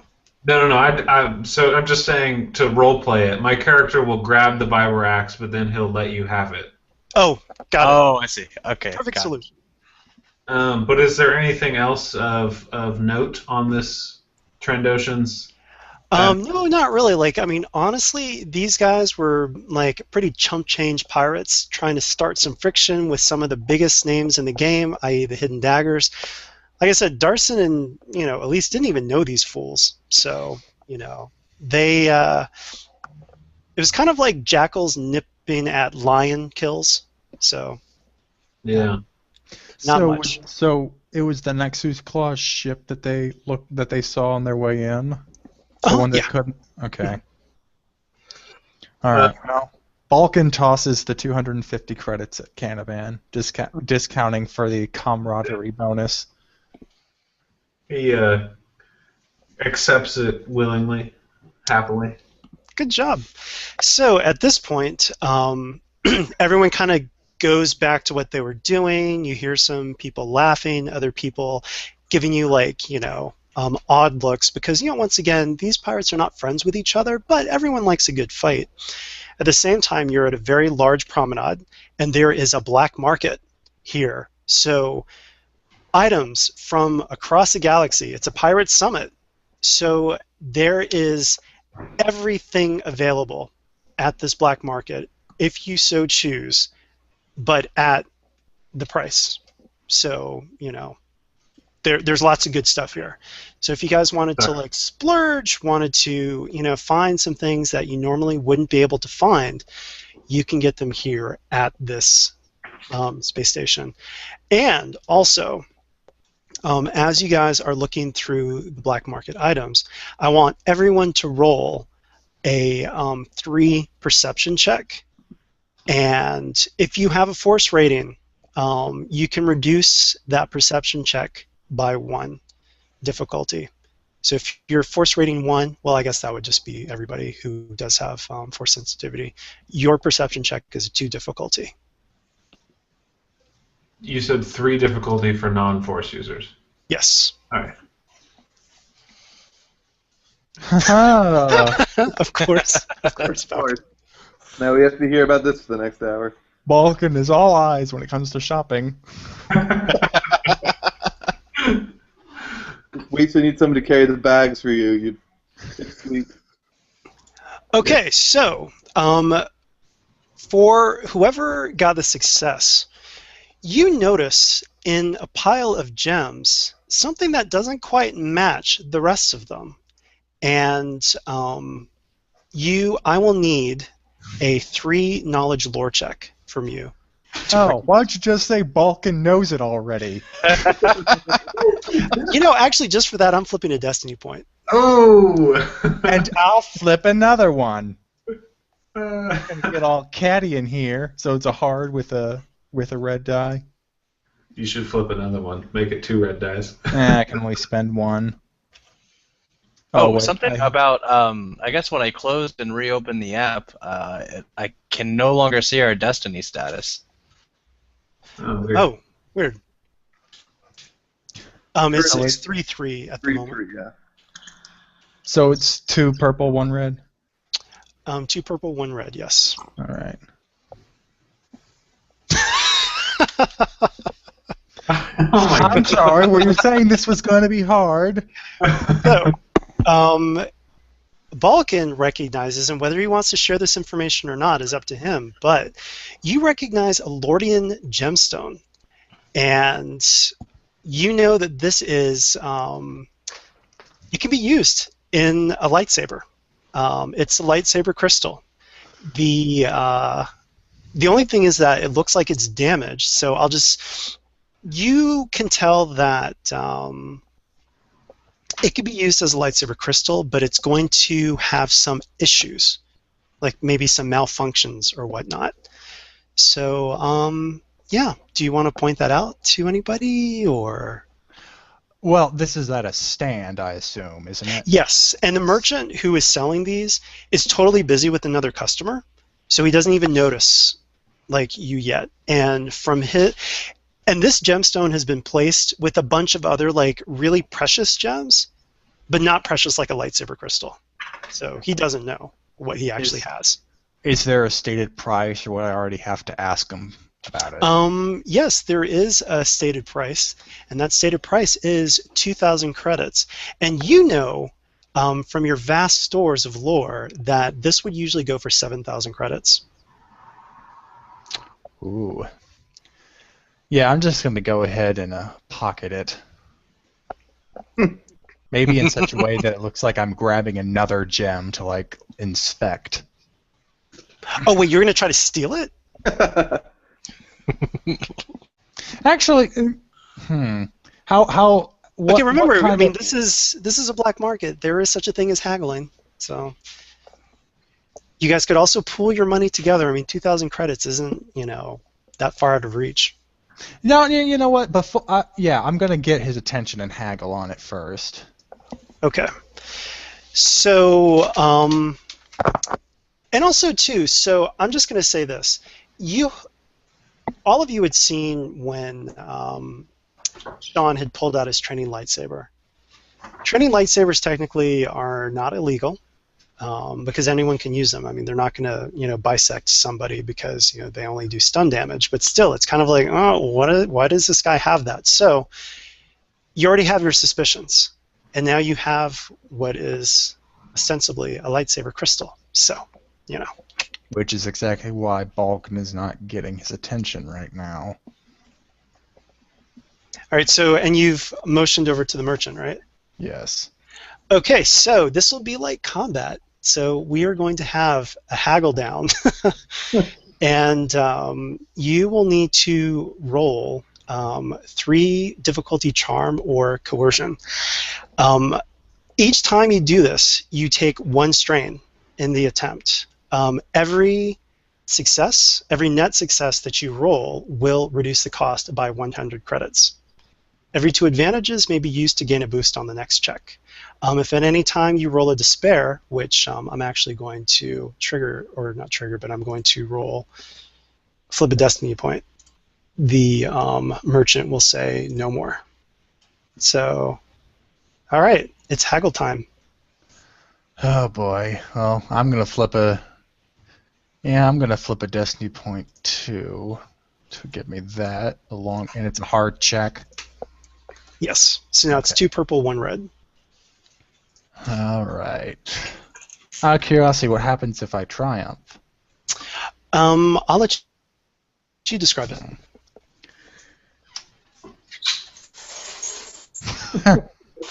Okay. So you fail, but you can still keep going, but this means that you've taken 1 strain and he hasn't budged on the price. No. These are the best crystals in the black market that you'll find. I can't part with it for less than 2,000 credits. But this one is flawed. I'd have to spend just as much to buy it as it would be to recut it and sell it again. Beauty comes from imperfections. Yeah, well, beauty's in the eye of the beholder, pal. Alright, so I'll spend that advantage. That's an advantage. Give me a boost on the next roll, right? Yes. Alright, so I'm going to get a boost, and I'm going to spend another destiny point. And then roll again. So you're going to take a strain, and he's just like, I think that probably, on draw, such precious gems are not, well known. 2,000 credits. I mean, surely you can afford that. I'm in a pirate station in the middle of nowhere. Do you really think I'm going back to drawl after this? So, and that's an extra strain on top of the 1 strain that you take each time that you try to haggle. So, however far you're willing to go to get this price down, you can keep doing checks. All right, I'm going to spend another destiny point. Because why not? So 2 strain on top of that. And the merchant kind of looks at you and is like, do you really not understand how precious these things are? How much strain are you at now? 7, half my threshold.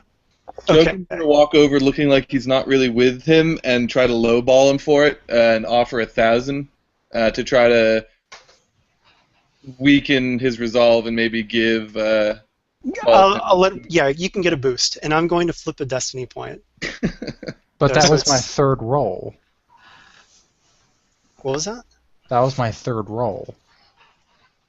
Thought you said that this was going to go over 3 rounds. No, you can go as long as you want. Every time, every attempt is a strain. So it's up to you how far you want to go. All right. Well, I guess I'll spend another destiny point. And you've got a boost. I boosted you. Well, actually, do you have like 3 presents? No. Well, I have negotiation skill. I have 2 in that. So if you spend another destiny point and upgrade it, we'll have 3 dice, 2 yellows and a green. Well, he already used a point for this round. Ugh. All right, so take another 2 strain, but you succeed, and he's like, okay, I can part with this for 1900. 1900, eh?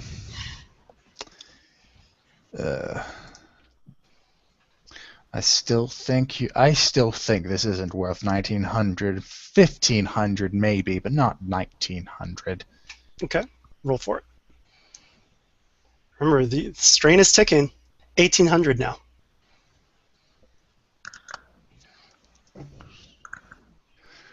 I think I'm gonna waive. Who was the person who had the negotiation skill? I do. Canavan. And who's that? Okay. Oh, Sean. Yeah, Sean does. Oh. Oh, it's Sean, the person I'm trying to keep this a secret from. Right. Oh wait, Exactly. no. Okay. Oh, but I can't get. If I ask Canavan over, he'd pretty much have to take over because neither of us has skill to make it an assist. Yeah. Damn.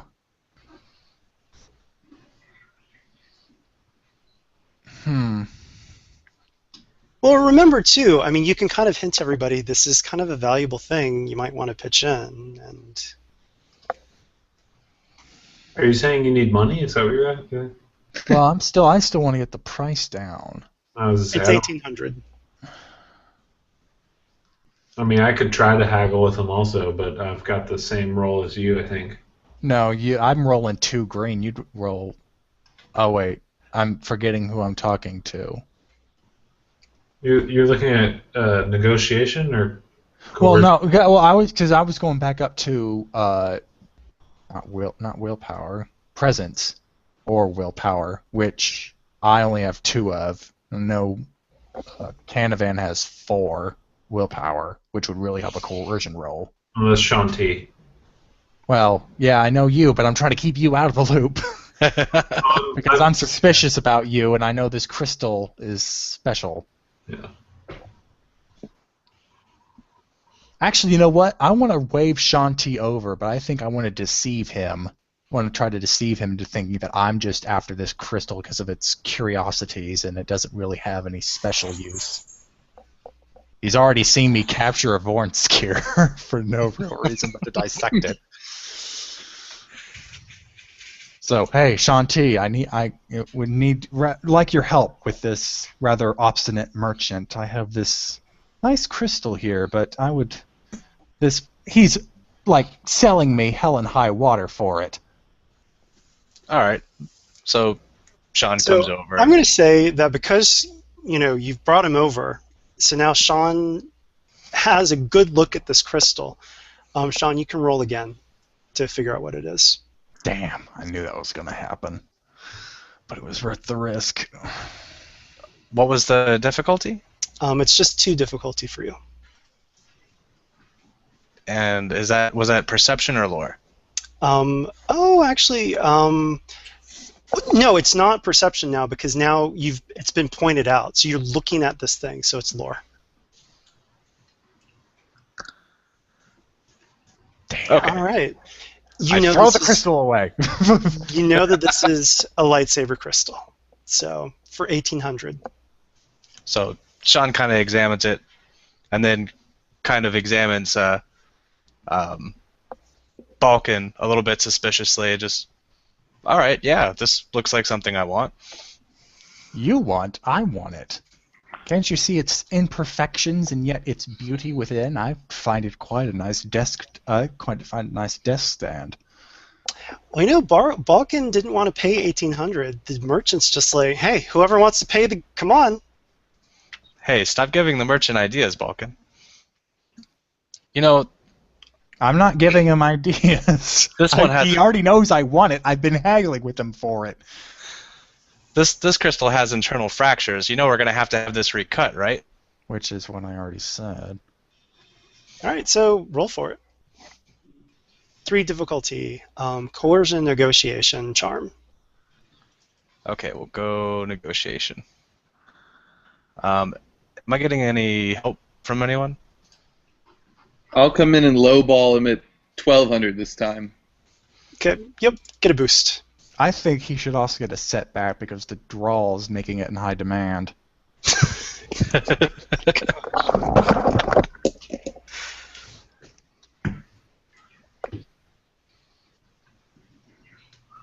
Nope. All right, so take a strain for the attempt. But, I mean, guys, come on now. It's a lightsaber crystal for 1,800 instead of 7,000. So, I'm sure you can pool money together to get this thing. Money isn't the problem. The problem is true ownership if we split the price. And I'm trying to keep it specifically out of someone's hands. So I've got this heavy blaster from that sniper that I'd like to sell, and it has the optical sight on it. Okay. I'm wondering what kind of price you'd let me get for it. The merchant's kind of like, I'll say 700. Like, are you sure it's a fine quality? Can I try a negotiation check? Sure. Yeah, this is going to be terrible. Average or what difficulty? Hard. Hard? Yep. This is a very savvy merchant. Yeah. No. He just kind of shakes his head. 700. Can I find a less savvy merchant? I'll sell it for 700. Okay. So I've got some credits that could help towards this lightsaber crystal. This fine gem, of course. Does the black market merchant require some computer programming or something? A service that could be exchanged for the good rather than credits? No. Maybe his ship needs repairing. Credits are king here. I'm gonna. You know what? It's still not enough. Even if I sold that, I'd have to sell pretty much everything in my inventory to get enough for it alone. Balkan, you have computer skills, right? Yeah. Why don't you take take an hour and do some research, see if you can come up with some dirt on this guy that we could blackmail him into a better price. That sounds like fun. Walken's gonna skulk away with a data pad in hand, looking like he's gonna do some more online shopping, but he's gonna dig up some fucking dirt on this guy. Okay, tell you what. I'm gonna flip a destiny point, but that's actually a pretty good plan. So we're gonna say that it's going to be a hard underworld check to get some knowledge on this guy. So 2 purples, 1 red. Underworld check. 2 purples, 1 red. I'm gonna flip a destiny point too.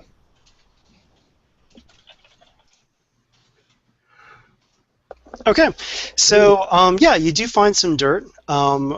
You can apply, let's say, because it's 3 successes, I'll say that you can drive the difficulty down 1.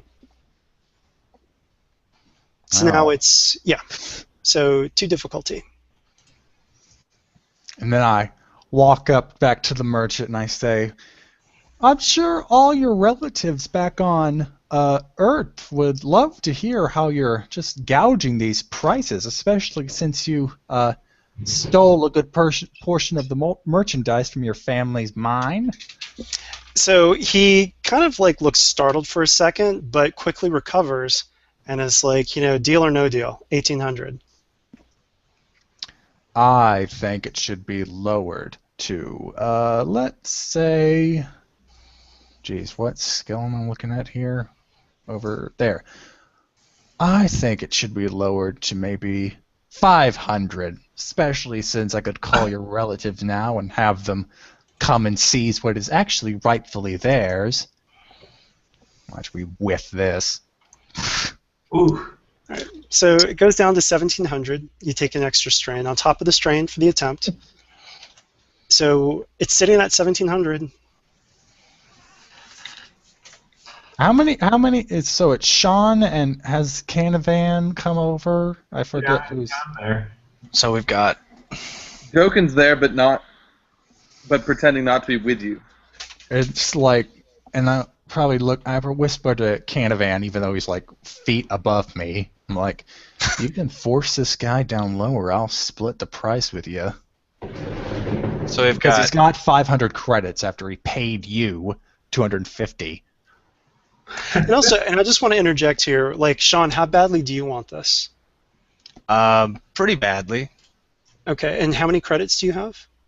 I have 675. And is that including the credits that you got from the last adventure? Oh, how many credits did I get from the last adventure? Yeah, remember everybody got like 1,200 or 1,600. 1,600.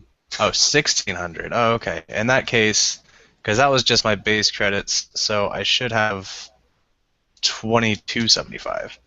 Yeah, so I mean that's why I'm like, wow, these guys are still haggling. Like it's Oh, wow. it's 1,700. We're still haggling because the guy who wants it the most apparently is the person who has the least amount of money. I didn't realize this. Okay, so then at this point, I'm just going to go ahead and buy it. Okay.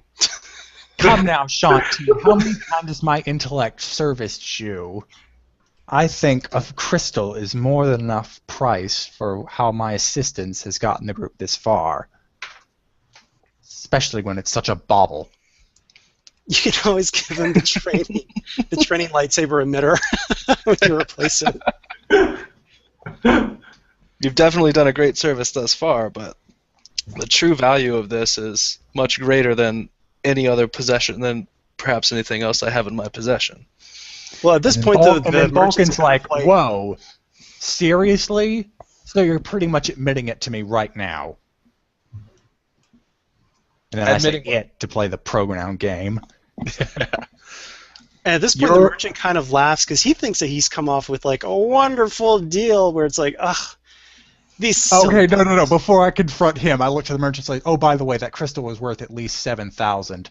Then I turn back to him. So he's kind of like, what? What? Give him the middle finger. We're walking away.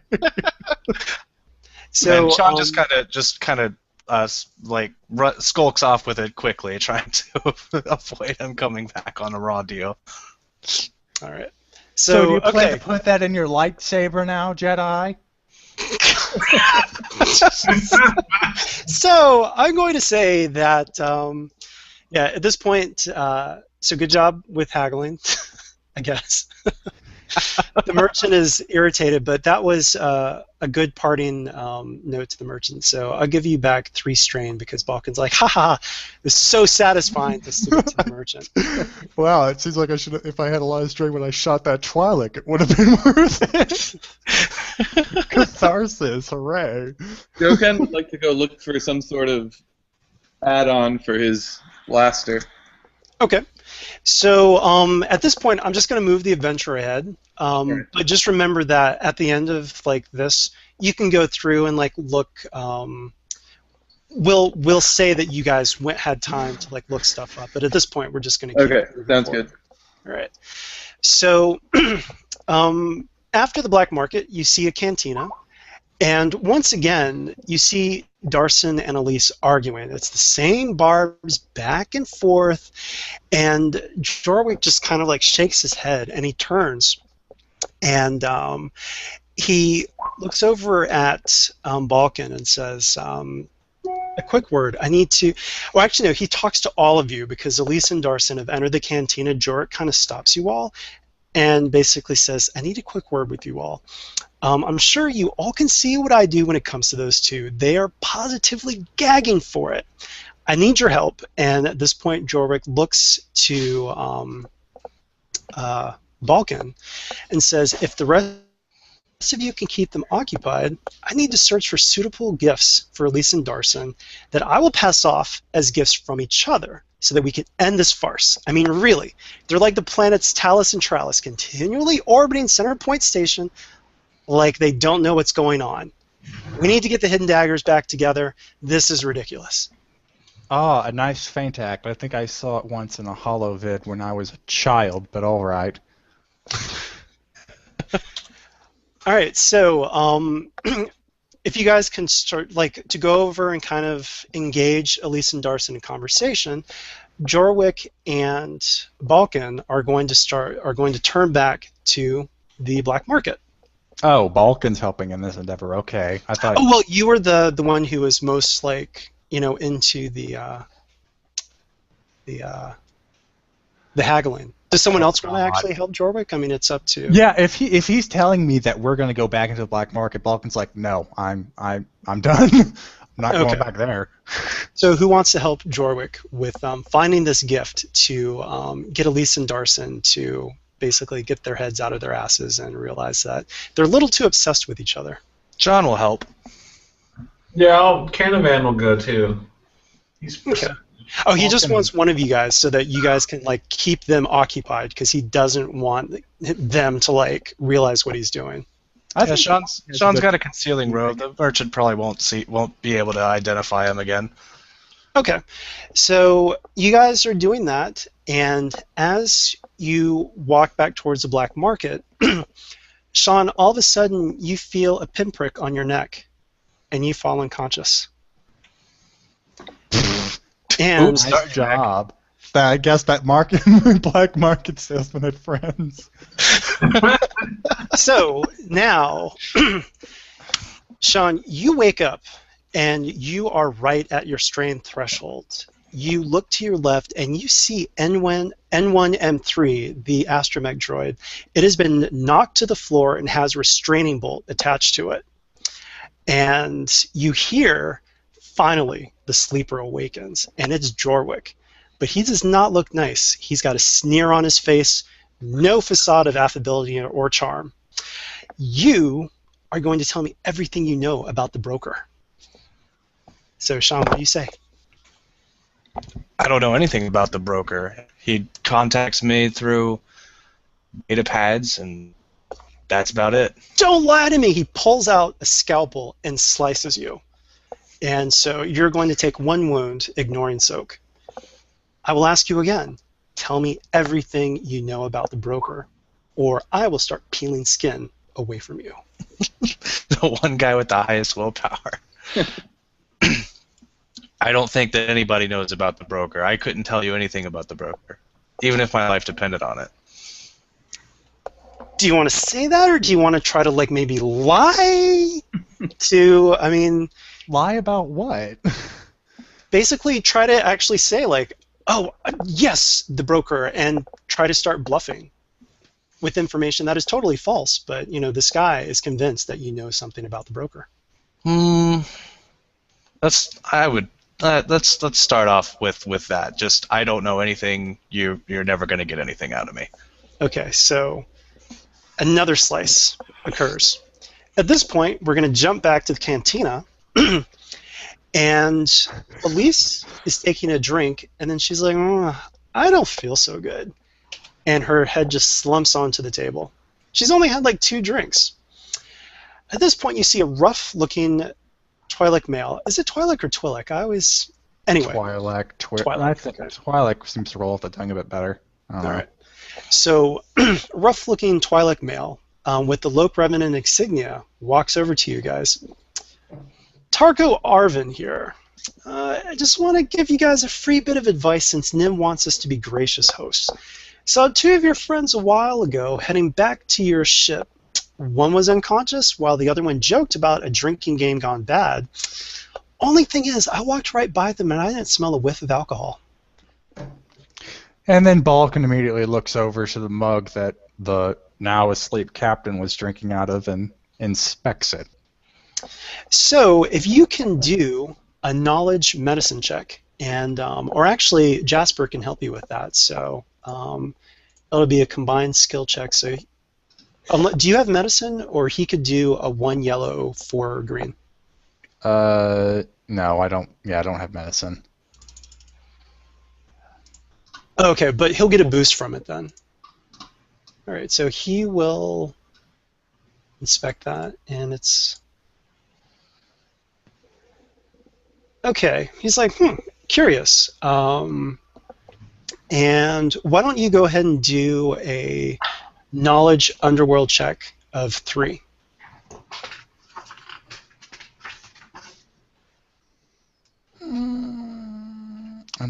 underworld. Okay. Or education, actually. That either well, I just rolled. I need to do that again because my education's much higher. Okay, yeah, go for it. So that is an impressive number of advantages for a failure. Yeah, the greens rolled nothing but advantages. And guess what? The difficulty dice rolled nothing but. That's better. Okay, so you realize that you actually recognize the scent of Drawlish Moonflower extract. So it's a slow-acting poison that accelerates quite rapidly in the presence of alcohol in the bloodstream. So she could have been poisoned anywhere from 5 to 2 hours, or 5 minutes to 2 hours ago. The poison is completely non-lethal, and it's metabolized by the body within 3 hours. But yeah, so that's what you know. What do you share with the rest of the people? She's been poisoned. She's not going to die, but she'll wake up in 3 hours. But I think it's much better if we wake her up sooner, because I think we're in the middle of an attack. What? Captain Darson totally is like, oh my gosh, oh, this is terrible. And you can totally see that he, as much as he loves to bicker with her and everything, he is actually really distraught at her being poisoned. And you guys also know that, 2 people went back to your ship. No smell of alcohol, so what are you guys going to do? I'm going to... the others can do whatever they want, but I'm going to... Is the guy who told us about the 2 guys walking back to our ship still there? Yeah.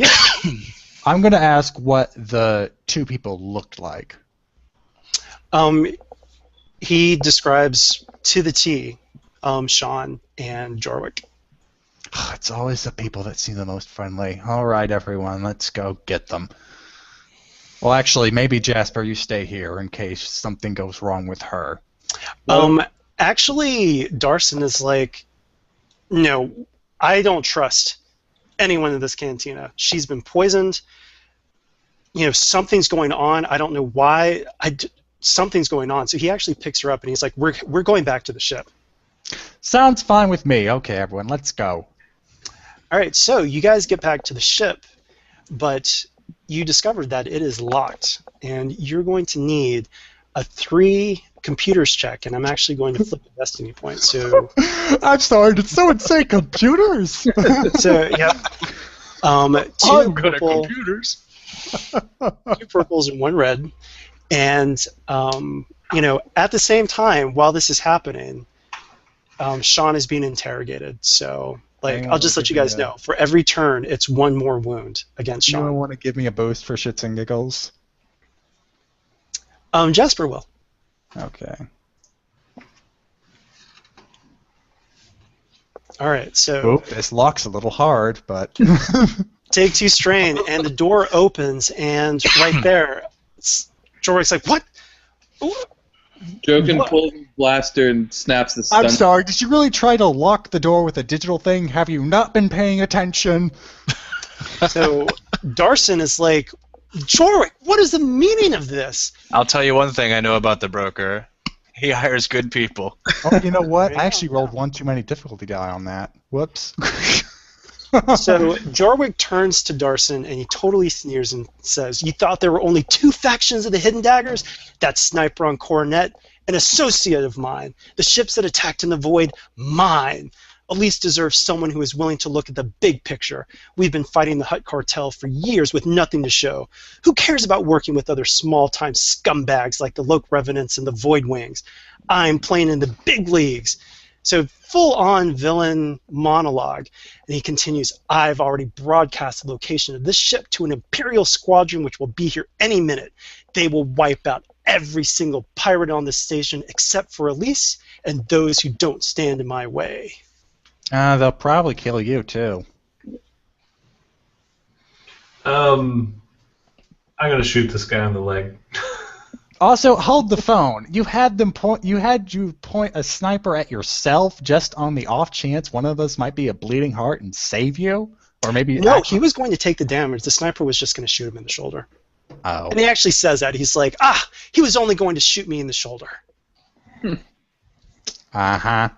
Also, so you shoot him in the leg? Well, now can I shoot him in the shoulder? Oh, okay. Good job. So you don't even have to roll for it. So but then he looks back up, and Darson's still in complete disbelief, and he says, "Once Elise wakes up, she'll believe anything I say about you, Darson. Your faction will be discredited, and the Hidden Daggers will be reunited once again. But this time, we'll have the backing of the Empire. Forget the Hutt Cartel. No one will be able to stop us." So what do you guys want to do? Like, you've got an Imperial squadron that is on the way, and, like, bad things are incoming. If no one's going to stop me, I'm killing this guy. Hold on. background. Just hold on just a sec. I know you don't like this guy, and hell, I don't like him either. But I think it might be a good idea to keep him alive, just for a little bit longer. Well, I'm not going to let him talk to Elise at all. Oh, well, feel free to gag him. Throw him in the brig or something, whatever. Just leave him alive. All right.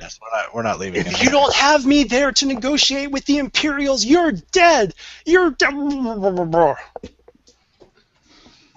I put him in a crate or something? Do we have crates on this ship? So also, too, so you've got Imperials that are bearing down that will be here at the station. What are you going to do? Like, I'm going to go to the nearest computer and raise the alert. Let's see how the Imperials like every single pirate ship in this station attacking them or running away. Pick one. okay. All right, good job. So, by doing so, you raise the alert, and you can say, like, tell me what you say to the rest of the pirates. Like, What's the name of the station? Just Spindle Clutch Station. attention, all pirates at Spindle Clutch Station. There is an Imperial squadron on the way. Either you can get in your ships and fight them, or get in your ships and run. Either way, I recommend not staying here. So you hear, like, an alarm immediately sounding. So, burr, burr, burr. And you get to wipe 5 obligation of any type relating to bounty or financial trouble, depicting favors that you can call in on other pirate gangs that you helped escape. Fucking sweet. And had you guys not actually said anything and just like try to get off on your own, everyone would have incurred 5 points of obligation called Pirate's Revenge because they would have blamed you. So, good job. So, space station starts. So the alarms are going off. You can see like other ships, like starting to try to detach from the station, and at that moment, a Star Destroyer warps in. Multiple TIE squadrons warp in. You guys are still attached to the station, sitting ducks. Multiple shots are fired, strafing across your ship, and the hyperdrive and the backup hyperdrive have been struck. So you still have your sublight engines, but someone's going to need to make a daunting 4 mechanics check to repair that drive while you're in combat with Imperials. Well, Jokin has, I think, probably the best mechanics, but I think I'll spend my time flying and let Big Brains back there do it just kind of on his own. Well, What is his mechanics? Sean has 1 in mechanics to assist if Big Brain doesn't have any. He can give me a boost. I have a skill in mechanics. Oh, okay. All right. Well, So before that happens, though, roll for initiative, and you should be able to see the turn order still, right? yes. It's okay. Okay. I can still see that, but my dice are locked up, so I'm gonna have to exit and come back real quick and see if that fixes it. Okay. I guess cool, since we've had some time to get accustomed to an Imperial attack. That's not my music that I'm playing, by the way, so it probably fits. Do you guys hear that, or is that... I hear something, but I can't tell if it's actually music. Like maybe a TV in the background. I don't hear anything, but I also don't have any background noise where I am. Okay, that's really weird. I have no idea what that is in the background. Oh, it was an ad that popped up. I was like, what? And it was like, fantasy, climax music. So I was like, what? I mean, it actually sounded good with it. But Canavan is going to get in the gunnery. okay. More of a gun. All right, and and I need to roll derp. Give me one moment while I pull out my notes here. Oh, and the ship needs to take 2 separate iterations of 8 points of damage. Ouch. Is that not enough Very to blow bad it for up? the ship, guys. Remember, guys. No, the broker gave you a pretty sweet ship, so... Okay, whoops, I forgot about the armor. That's not as bad as I thought, guys. So it's 8 points, but it's going to be, what, 4 points of damage each It's going to be 8 total instead of just 8. Exactly. Right, Interims exactly. of 8. All right, and I'm going to roll for the TIE fighters and their initiative. Do, do, do, do, do.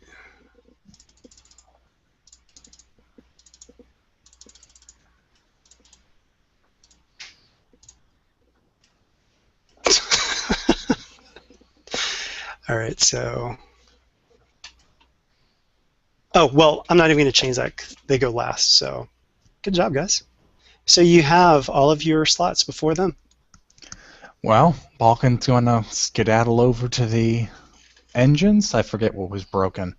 Hyperdrives. Hyperdrive. Yep, hyperdrives. Damn, the thing I lied about being broken is actually broken. And it's a 4 check. I'm actually going to flip a destiny point. Say flip It's going to be 3 purple, 1 Now watch red. me flip 1, 2. We're going to be flipping the flippers. All right. I hope you I get a. wouldn't be surprised this actually failed, but let's see. Wow. So Did not fail. the hyperdrive has been brought back online. It's just like when R2 fixed it in Empire Strikes Back. He just pressed a button. Whoops, the lights were off. Okay, Had to turn a knob. well done. Steve, So it's back online. You can't use it in this turn, but it is back online. So next up, What range are we to the TIE fighters? you are within close range. Like they just raced in. And is our speed still 0, or is it... No, you guys can detach now. So Okay. you've detached from the station. I will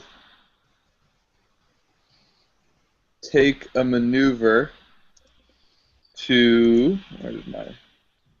I moved 1 sec. To punch it, Okay.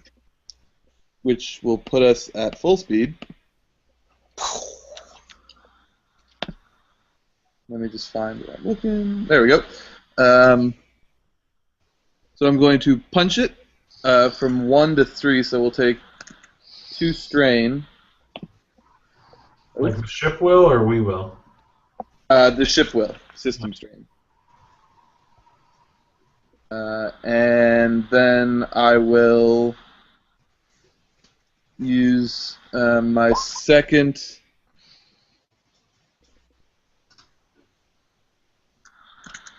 to go from close to short range, to pull away from them a little bit. Okay. And that's that.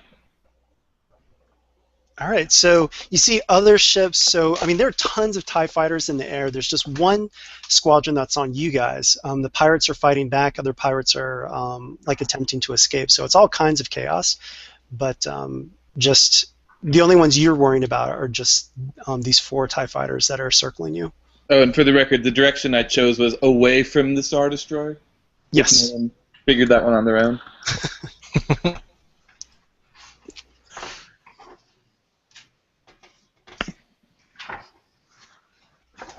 All right, so next up. I can shoot at someone. Are there TIE fighters near us? Yeah. They're 4 circling you guys, so. Yeah, I'm gonna try to shoot one of them. Would that be short range? Yeah. Mm-hmm. Okay. I'm gonna go ahead and. No, never mind. Sorry.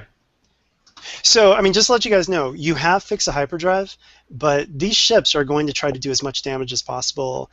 They ostensibly could hit with enough to, like, disable the ship. So you do want to get out of here as fast as possible. So taking some of them out is a good thing. So you're not just like wasting a turn. So if you're shooting back, go for it.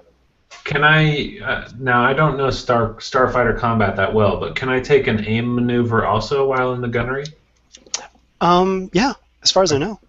Cool. Oh, wait, but didn't you spend a maneuver to get to the gun thing in the first place? I was assuming that was before this round, but I could be. Okay. Let's just say go ahead and just take a strain. We'll just make it even that way. So you take 2 strain, take 2 maneuvers, you get there. Sounds great. Success. All right, good job. Inch, I believe. Right, 6 was the guns on there. Yes. So you do 8 points of damage, yeah? Yep. All right, one of the TIE fighters spins out of control and is destroyed. Good job. One of them is out. Their shooting potential has gone down. I got it. There are That's two great. two Don't guns get on the cocky. ship, Shanti, so you can get to the other one. Well, can I put all power to the rear shields or something and kind of try to fortify it? I'd probably be better at doing something mechanical. Well, they're circling. So. But I did kind of punch it. We're going away from them as fast as we can. Yeah, that's a good point. Yeah. So yeah, you can do that. You can shift shields to the rear. So, all right, shields are shifted to the rear, and that's it for you guys, right? Can I try to repair some of the hull damage, or I'm sure. Who was that? Can Sean try to repair some of the hull damage, or is that? Like, you can on the next turn. I mean, do you want to do that instead of? I think angling deflectors, is a maneuver from the looks of it. Well, he needs to use a maneuver to get to it. Oh, that's right. That's right. Okay. But you can on the next turn. So. All right then. Okay, so now it is the TIE fighters, and they're going to shoot at you guys. And so they've got a shield blocking them, right? And so it's 1 setback, and any other modifiers that I am not aware of? How many set? It should be 2 setback. I didn't hear what you said. 2 setback. Okay. Yeah, I only did 1. So. Because we angled deflectors. Yes. Okay. Of course, if they were to get in front of us, God help us. Okay, so here they go. They are still within short range, firing on you guys. Pew pew. So that is 7 points of damage to the ship. All right. And they are done top of the round, and yeah. Vulcan has an idea, but it might be a good idea if he goes last, so. Or he could go first if no one else has an idea. Sean is going to go ahead and repair some of this hull damage. Okay. I would say Canavan's going to try to engage another one of these TIE fighters. Sure. I think it's a 2 difficulty on the damage. At the amount that's on the ship now. Or it might even be 1. I don't even think you guys have reached half hull trauma. We are above half. We're at 15. Okay, yeah, so it's just 1 difficulty for the mechanics check to heal some. All right. I think that's just 3 strain. That's fine. Is that what it is? Okay, 3 strain. Not entirely sure, but that's just what comes up. Oh, actually, well, that's only if that's an actual net success. Can you apply those? Oh, yeah. So, Okay. Yeah. Can I give the next guy a boost then? Yeah. All right, we'll do that. And then who's up next? I'll go next, and I'll engage another TIE fighter. Okay. I'll use a maneuver to aim again. Okay. Yeah. Nice. 10 damage, and can I restore a system strain with that advantage? If it doesn't make sense, I'm fine. Yeah, I would say just in this kind of case, it wouldn't really make sense. Yeah. But you can restore strain for yourself because That was a good shot. Okay. How about instead of that, can I give? I'm hoping the pilot can get a bonus die because I just destroyed the TIE fighter that was flying straight at us. Okay, that sounds legit. All right, Oh, and I'm sorry, real quick. What was the total damage again? 10. Okay, cool. So another one is out, and yeah, nice. Did they use a maneuver to come back into close range, or they still at short range? Well, TIE fighters are exceedingly fast ships. Okay, so we're still. I'm gonna take a turn of evasive maneuvers hurts us. I am just going to hold on one sec. I'm not going fast. I will attempt to reduce system strain. Okay. While also flying straight. So arc strain. It wouldn't make sense for me to repair things from here, would it? No, no, Okay. no. So that's a 1 difficulty.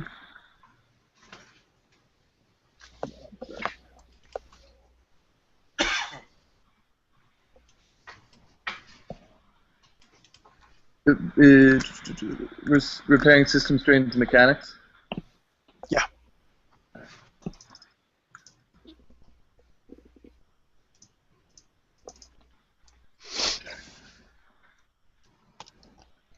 By the way, every now and then, like, I'll miss what you guys say and roll 20, so...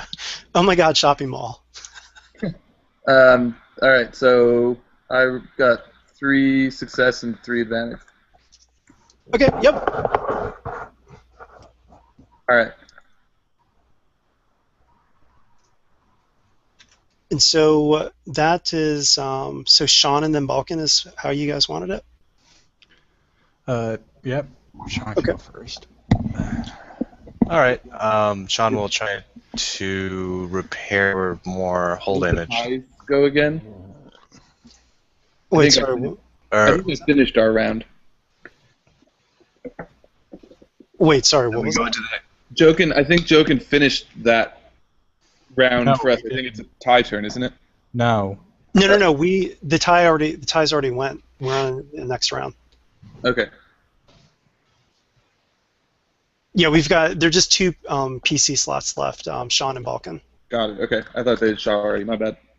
Okay, so I think Balkan, you wanted to go last. Yeah, I mean, it doesn't matter, but if you have an idea, go ahead and do it. Okay, well, Sean is just gonna repair or try to repair some hull damage here. Did we take any more to up the difficulty, or? No. Still Doesn't not. quite work. Good try, though. So we'll pass a boost over to Balkan's most certainly brilliant plan. Actually, seeing as he's thinking about his plan, the ship's taking on more damage than he anticipated, he's going to maneuver over into the cargo hold where we stowed away Jowick. Okay, Jorwick. I'm going to maneuver over to where that is and then look for some damage to just repair while I'm there. While also being close to the crate. So, All okay. part Well, of I mean, you the guys have your plan. hyperspace drives up. Remember? What? Let's see, are we not trying to jump out of here? Yeah, well, you the guys can jump. hyperdrive. Oh. Well, then yeah, go ahead and jump. Well, Oh wait, but we we're can't. not aimed anywhere right now. Yeah, I was doing Oh, astro. we need an astrogation check. Oh dear. Yes. Mhm. All right, fine. I guess instead of that, I'll maneuver to the nav computer and put my good intellect to work there. Okay. It's just a 3 difficulty. It's just 3. It's hard. Anyway. Are there are any of the other pirates, are they engaging other tides? Yeah. So the whole thing is that there's only 1 squadron. The sky is full of ships fighting. There's just a group of TIE fighters that are on you. Just 2 TIE fighters at this moment. But if you guys are still here, I mean, as turns go on, other TIE squadrons might start coming for you. So, Especially since I'm such a great shot. well, actually, yeah, you've already taken out 2 of them, so, I'm going to be chomping at the bit for revenge. Okay, so you took a turn for the astrogations check. The hyperspace drive will activate in the next turn, at the end of the next turn. So, I mean, I would say at this point, you guys are going to get away. So it's up to you how you guys want to cinematically close out this scene. Falcon yells up from the navigomputer, "Got the course plotted. In case, if you don't mind ending up back at Corellia, you can hit it at any time." Routing all power to the engines! Alright, well, we need to give them another turn, I think. Well, no, I'm just saying you guys can wrap it up, so I'm just letting you guys describe exactly what you want. So anything that you do will work. If you shoot at some TIE fighters, I mean, just, it's you guys. You're wrapping it up with, yeah. Canavan's going to destroy another TIE fighter, hopefully, and then radio to the Empire how terrible they are and just curse them. and then of course leave my name. Are you serious? Yeah, he hates the Empire. Okay. I mean, if you're serious, wanted by them, that'll add 5 obligation to you. Okay. Like Imperial Revenge. I guess I missed the time. No, the thing automatically succeeds. Oh, okay, cool. Because this is just us playing out the scene. Perfect. Alright, after he drops the name bomb, I'll punch the hyperdrive. Okay. All right, cool. So as you guys fly off, sorry, one second while I look over my notes. Oh, so you look over, and Darson suggests that you head back to Coronet. He doesn't want to go back to the Void. He's not sure who he can trust, but once Elise wakes up, they'll figure things out, and you guys will notice that he's actually holding Elise's hand. Oh. So anyway, he looks over and says, "By the way, I'd like you to broadcast this." And he hands a data chip over to you guys and tells you it will auto-sync with a secure channel. And I may be an idiot about a lot of things, but when someone starts confessing crimes, I hit record. All the Hidden Daggers will see and hear Jorvik's confession. And so it's a secure channel to the rest of the Hidden Daggers. And so, yeah. And Balkan's opinion of the captain proves because that was his original idea in the first place. Oh, sorry, what? It was going to be Balkan's plan after we got out of there to get Jarwick talking again, and he was going to record whatever he said on the data pad. Yes, yes. So at this point, Elise wakes up. She's seen the footage. She's totally shocked because both she and Darson thought Jorwick was on their side. They had no idea that he actually had it out for them and that he wanted Elise for himself. So she thanks you. She and Darson are still holding hands, and you guys have reconciled the rival factions of the Hidden Daggers. And you are rewarded a base 20 XP. And good job for successfully pushing Jorwick out of the way. So all of you get +1 XP for that.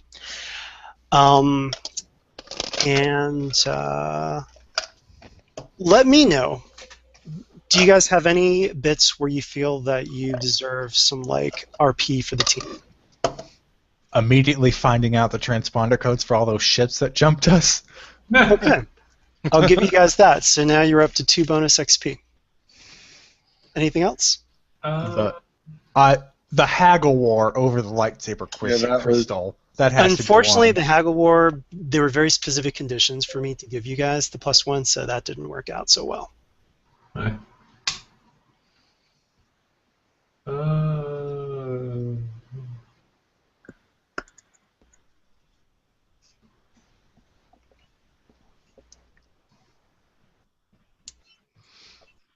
I mean, anything where you think that a fellow player did some really great RP?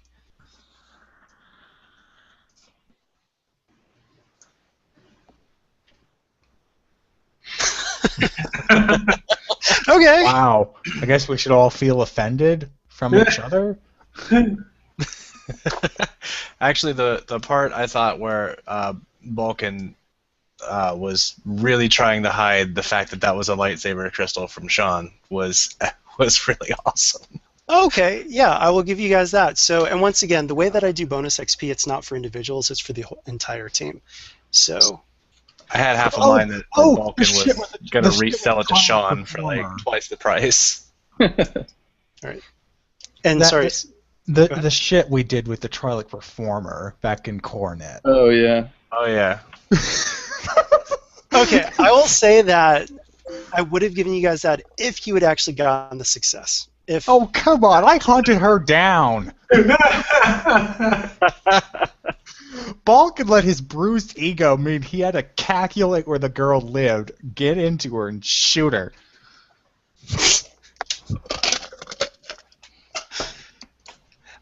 Tell you what, we will leave it to the Lords of Fate. Roll a 1d100. If you roll high, I'll give you that bonus point. Because we'll say this is like above 50. yeah. I'll just use the percent. All right, there you go. You got it. So you guys get 24 XP. Yay. All right, and then also you meet up with the broker, and for this adventure, he thanks you. The payout wasn't quite as much as the last time, because last time you guys got two very, very interesting species, but he does appreciate the favor that you did for him. He wanted to make sure that the Hidden Daggers stayed strong to keep basically a power vacuum from forming in the Corellian sector. So each of you gets 1,000 credits. And remember, he did pay out 400 per everyone too, so you know he's not a total cheapskate. Did I take any conflict on this one? I don't think anything was specifically called out. No, you didn't. You didn't use any dark side points for any force powers or anything either. So. Well, he almost did loot a corpse. I thought. Yeah, I thought there were a couple parts where it was kind of questionable. So. Well, I mean, let me know. So try to loot a corpse, and then what else? Trying to loot a corpse, essentially not trying to avoid combat for the most part. But. Okay, I'll give you 2 conflict. And so go ahead and roll 1d10.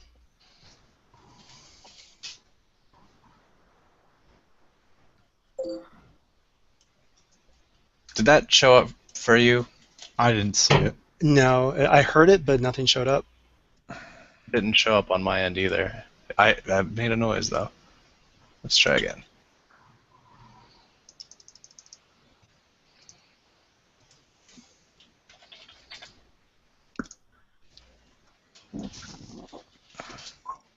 Okay, there we go. Nothing gained or lost. Okay, yeah, that actually lands on the amount of conflict. That so you go.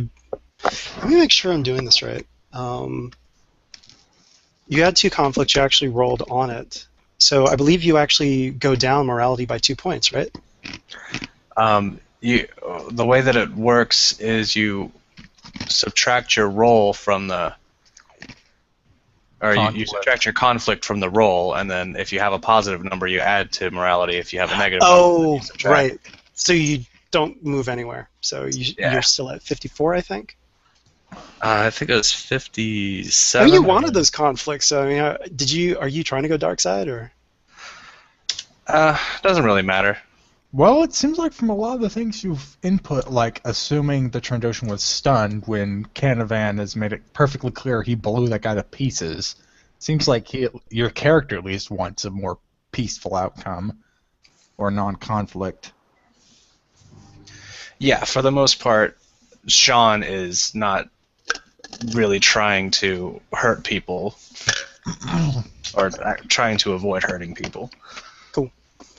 All right, well, that is, we're getting close to the end. I'm actually going to cut the broadcast here, but I want you guys to stick around just for, just a quick, after adventure chat. And also for those who are listening, some of you may have recognized that this adventure was actually based on Jane Austen's Pride and Prejudice. So that's why it was called Pride and Piracy. Very, very loosely based. But yeah, hope you guys had fun listening. Hope you guys had fun playing. And catch you later. Bye.